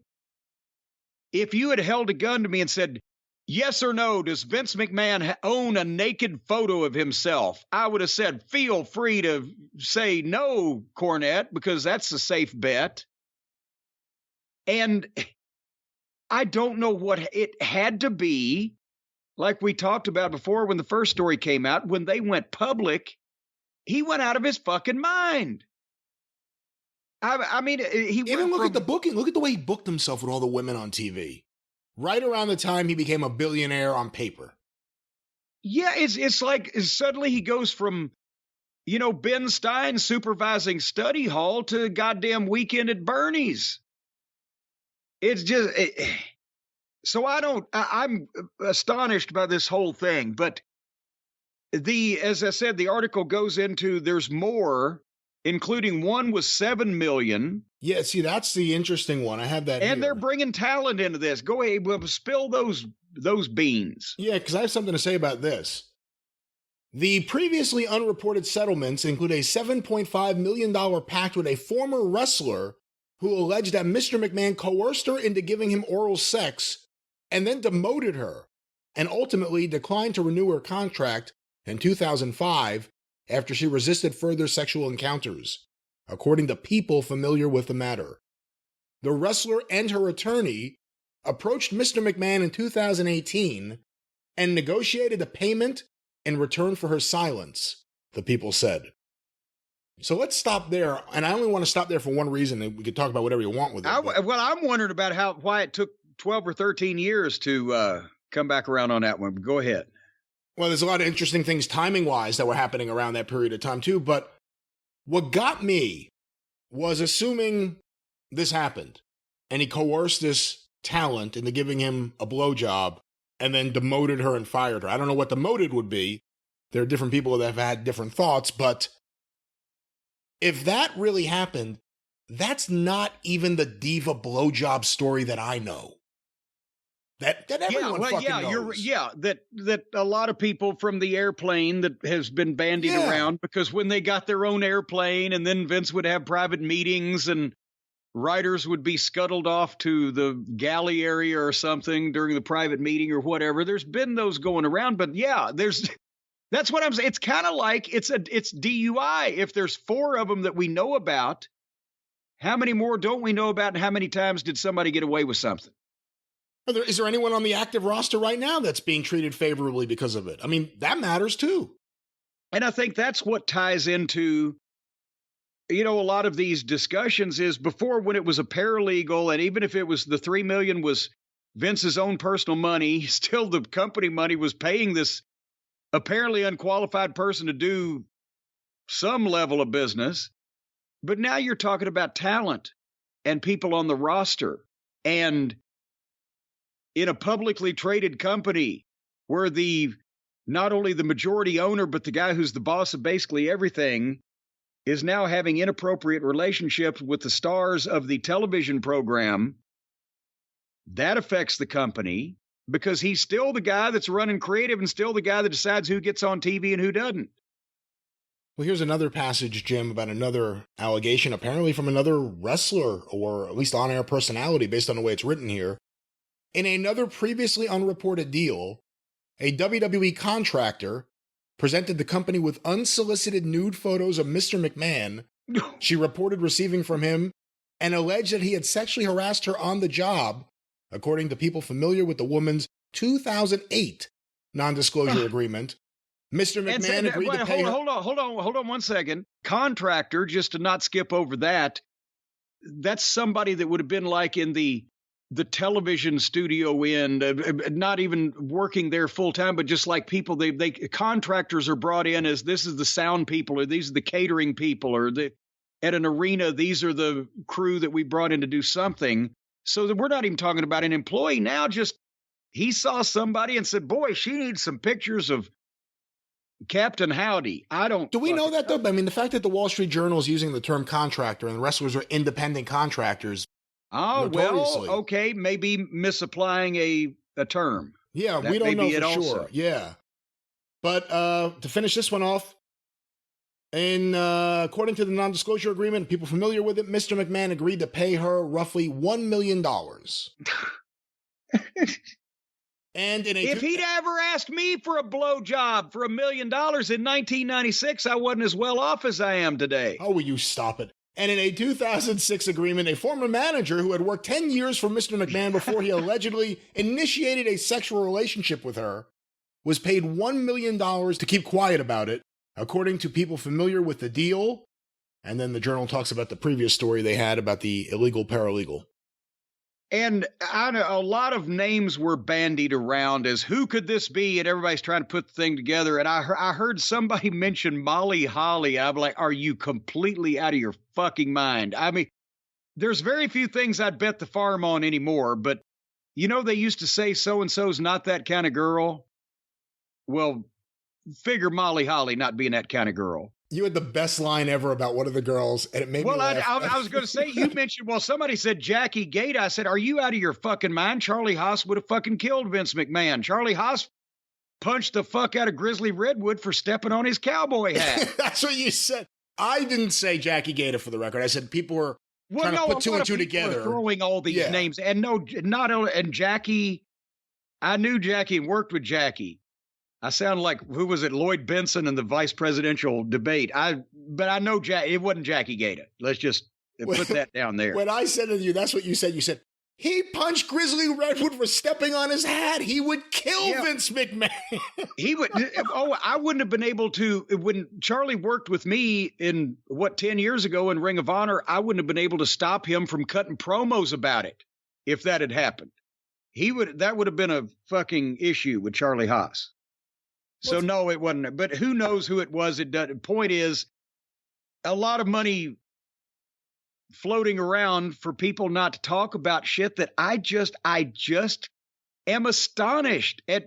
It's not that I didn't think that Vince liked pussy. It's that I always thought Vince was smarter than this or more in control of him. This is a guy that hates to sneeze because he's not in control, and he got in a condo closer to the office. He couldn't even drive to Greenwich anymore. He said, I'm going to stay closer to home, closer to bed. And so I'm just astonished by this, that he wasn't smarter or straighter or more in control of his activities, that he would do this and take this risk and do these things. And, the only reason that, there's been stories since the IPO and the stock and everything. There's been stories about all the juvenile behavior on the plane and all the shit going on and stuff like this and private meetings or whatever. But it's almost, I guess you can say that, well, Vince realized that he had enough money to pay anybody to do anything or not say anything about anything he wanted to do. But I would have thought that it would have been when I got more money and my company went from being worth whatever million to 5 billion, that I got, at the same time I got older, that his behavior might have straightened up a bit rather than going straight back to the fucking frat house at college. I'm astonished. And there was well, here's another part of the article. I was about to say, in the rest of the article, there's some more tidbits as well. Go ahead with what you were going to do. The board also is investigating allegations that WWE executive John Laurinaitis had a sexual relationship with the same former paralegal, according to people familiar with the inquiry. Additionally, the board is looking at a $1.5 million non-disclosure agreement reached in 2012 with an employee involving misconduct claims against Mr. Laurinaitis. Boom goes the dynamite! These people said. Mr. Laurinaitis, a former wrestler known as Johnny Ace, had been head of WWE talent relations for 8 years when he was forced to step down in 2012 and take a smaller role at the company. His demotion came around the same time as the $1.5 million deal with the employee, who alleged she had an affair with Mr. Laurinaitis and that he demoted her after she broke it off, people familiar with the non-disclosure agreement said. Mr. McMahon had restored Mr. Laurinaitis as head of talent relations last year. WWE has since placed Mr. Laurinaitis on administrative leave, a person familiar with the matter said. So, John Laurinaitis in 2012, when he was head of talent relations before, ended up costing was that $1.5 million? That they know about right now, yes. Well, that just in that incident. And remember around that time he was demoted or whatever however they phrased it, but we didn't know why, but it was obviously welcome news because he's a complete suck up yes man. But then 8 years later, whatever it was, Vince decides, let's bring back John Laurinaitis. And somebody in that company had to say, well, remember that he about 7 or 8 years ago cost us $1.5 million because he had an inappropriate relationship with one of the employees, and now you want to return him to the position of the head of talent relations where he has to relate and have relations with all the talent. I know the perfect person to put with him. I know the perfect person that can keep him in line. And Vince himself puts him in there, and Vince himself gets a goddamn illegal paralegal, and Vince himself transfers the illegal paralegal over to Laurinaitis to do the same goddamn thing. Wouldn't you know who won the pony? Or in this case, wouldn't you know who won the pussy? How does that make any sense? John Laurinaitis is not Vince McMahon.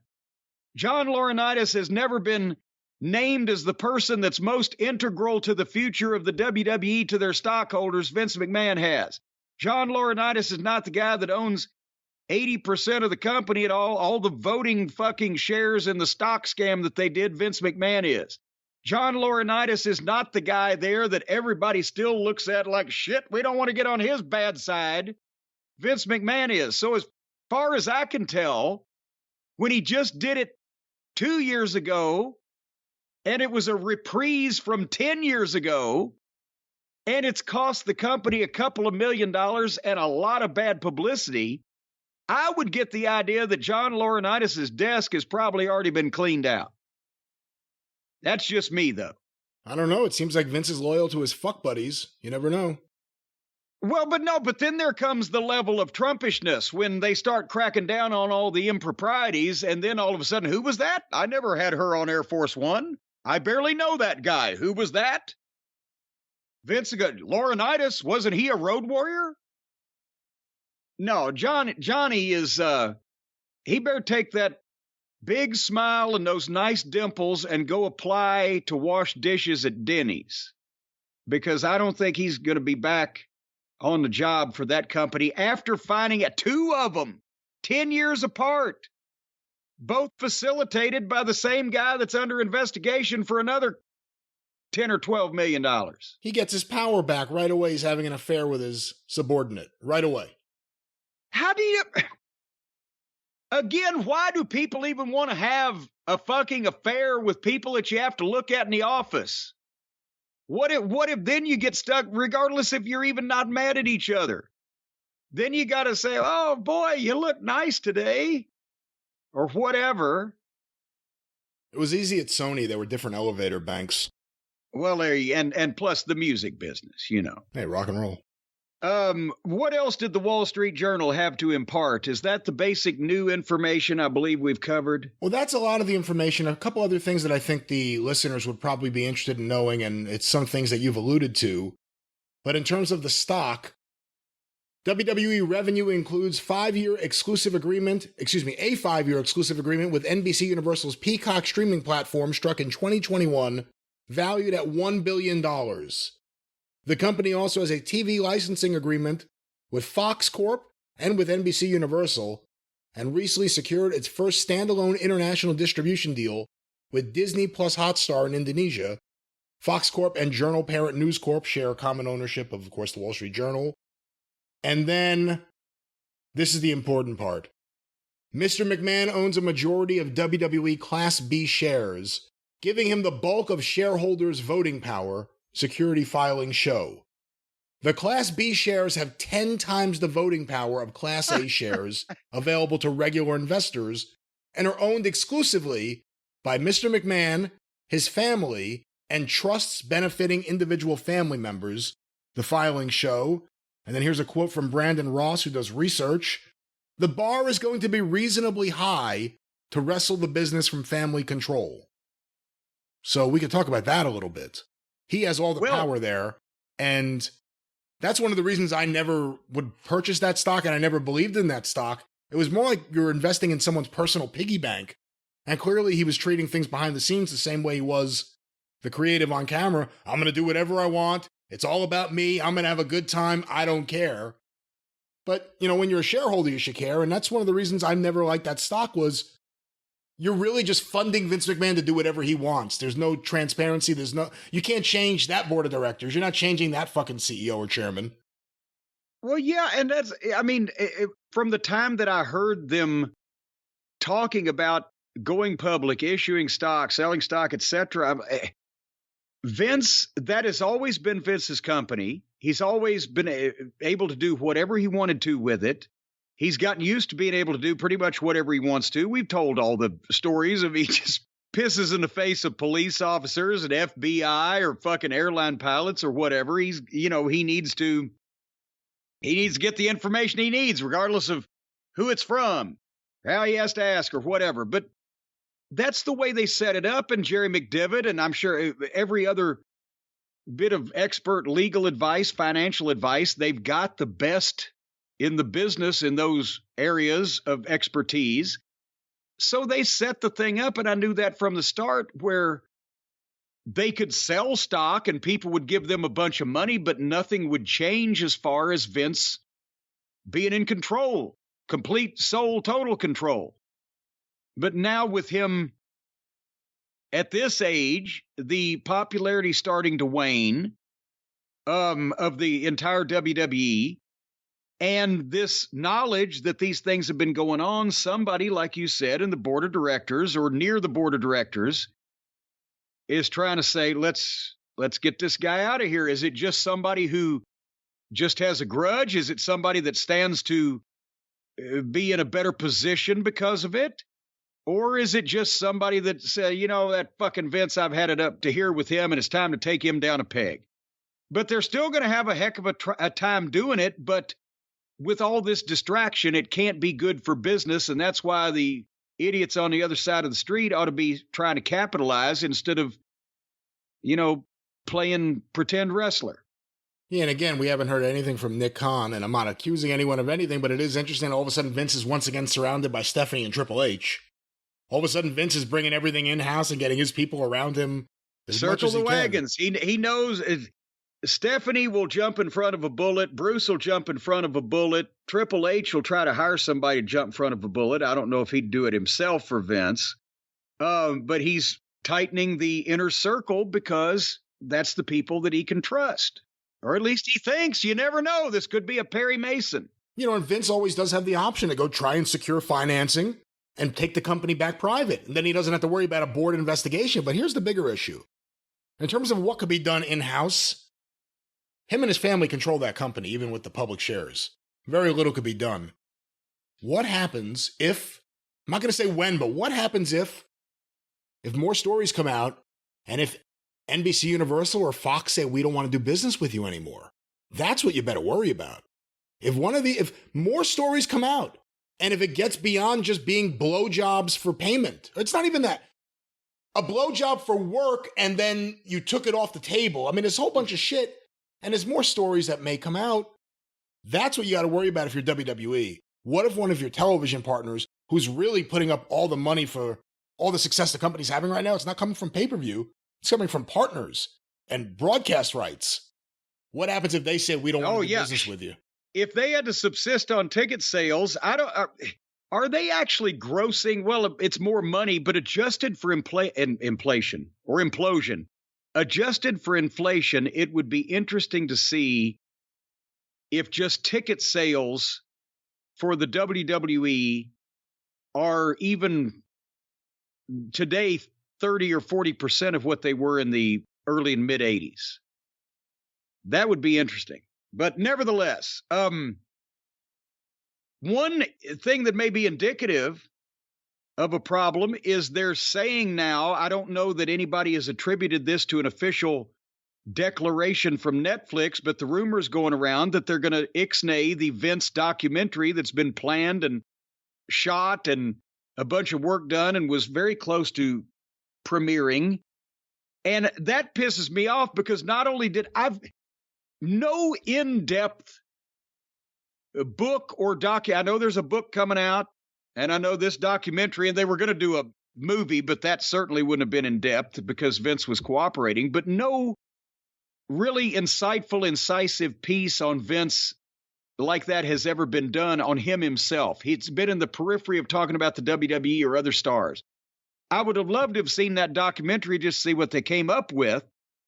But if Netflix is pulling that because of this, I mean, that seems to me to be sensitive because if I was a TV network that wasn't beholden in any way to the WWE and didn't care what they thought of me and had this deal and had this stuff already shot, I'd be airing that thing because Vince as a person and as somebody that people are talking about hadn't been this hot in a long time. It was with their cooperation it was going to be made. A Vince McMahon documentary or a Vince McMahon biopic that's going to be honest and try to tell the truth, I'm all for that. But a WWE sanctioned with McMahon family cooperation Vince biopic or doc is going to be bullshit. Well, you may be right there. See, I didn't know Netflix. Was this just a deal they made to do this series, or are they in bed with some of the big corporations that everybody's interconnected with? Are they doing ongoing business with the WWE? Is there some reason why they would bend over backwards to lie and sugarcoat and present a fairy tale version? Or, I guess just because Vince probably insisted on final edit approval. Well, it's Bill Simmons. Bill Simmons is the guy who did the Andre the Giant documentary filled with bullshit that wasn't exactly true. He's someone who's always courted a relationship with WWE and really kissed their ass and played ball. From ESPN. Yeah, he's done some good sports documentaries, but his wrestling shit is so suspect it makes the rest of his stuff come under suspicion. But he's always kissed their ass, so it was going to be a very, very friendly piece. Well, that's what started this whole thing, was a friendly piece. God damn it. Should I do a Costanza? Are we done here? Is there anything else with this story? I mean, how are you going to feel if one of these girls that you know, that you have a good relationship with, that you worked with, if one of them say, I never told you, but Vince was harassing me and I accidentally did something one night and I got punished for it. Do you think that could happen? I mean, do you think this is pervasive? Well, and don't say I accidentally did something like, like Cartman said, I tripped and fell down and his dick went in my mouth or what, they were coerced or pressured or whatever, and they didn't accidentally do it. They did it under duress or under, improper circumstances. But I mean, I would believe them at this point. Before, like I said, I would believe that Vince was capable of underhanded business practices and, doing old promotional tricks to fuck with opponents or opposition. And I would think that, he valued the bottom line and would try to get everything he could out of a negotiation or some. I wasn't saying he was a saint, but I'm just astonished, I guess, at the lack of maturity of somebody that you thought, because Vince always had that aura to me and to a lot of people that you can't imagine Vince on the toilet taking a shit. You can't imagine, Vince at a laundromat. He's not a normal person. He was always even when he didn't have his hair combed, when you'd get to his house 8:30 in the morning, he's got his workout clothes on and his fucking hair's flying around everywhere and there's no hairspray. But he's still slick shaved because of his habits, and he looked more put together and authoritarian than most people anyway. And it just, you would think that this guy that runs this business, that's made this much money, that's, like I said, it wasn't burdensome to work for him when you were in the inner circle. You could joke and you could laugh, but you could also do that with a favorite school teacher, which that's the kind of vibe. I didn't want to misbehave. People didn't want to fuck up, or they, watched what they said around the boss, because ultimately Vince was the boss. And like I said, straighten up your tie and sit up straight in your chair, proper posture. The boss is in the room. And now he's just a fucking raving frat boy. It's insane. I would have never thought. And again, the last several years, he surrounded himself once again with Bruce, who had been thrown out of the company, and Laurinaitis, who it turns out now his demotion wasn't just because Triple H was taking over. So look at who he's surrounding himself with. Well, I don't know. And at least nobody has said that Bruce was an enabler? A Vince enabler? Nobody said that Bruce was hopping over to the neighbor's garden. Bruce has a lovely wife. They've been married for years and years and years. Yeah, don't worry about it. No one wants to fuck him. Well, I was about to say, nobody said that. They haven't had to pay any money out because of Bruce. But I wonder, was Bruce ever watching the door? It was like JJ. It was like when Miss Atlanta Lively punched Flair and knocked him into the pool. Yeah, JJ was in the closet with his fucking... That's Bruce. Can I just hide in the closet? Can I just watch in the closet? Come out of the closet, Bruce. No, I'm kidding. That's from South Park. Tom Cruise is in the closet and he won't come out. They're going to come out of the closet, Tom. No. All righty. Well, we don't end the show, Jim. We don't know what else will come out of this closet, this storage closet of rumor and suspicion and NDAs, but we will continue to keep you up to date. And as we mentioned on the drive-thru this week, more frivolity, jocularity, and some legal opinions. Unfortunately, that interview was already taped before we found out about the next 9 million, but we'll talk about the first 3 million with Stephen P. New. That's on the drive-thru this week. And until then, I believe we're done here. So in parting, I'd like to wish you love, peace, and soul. Thank you. Fuck you. Bye-bye, everybody.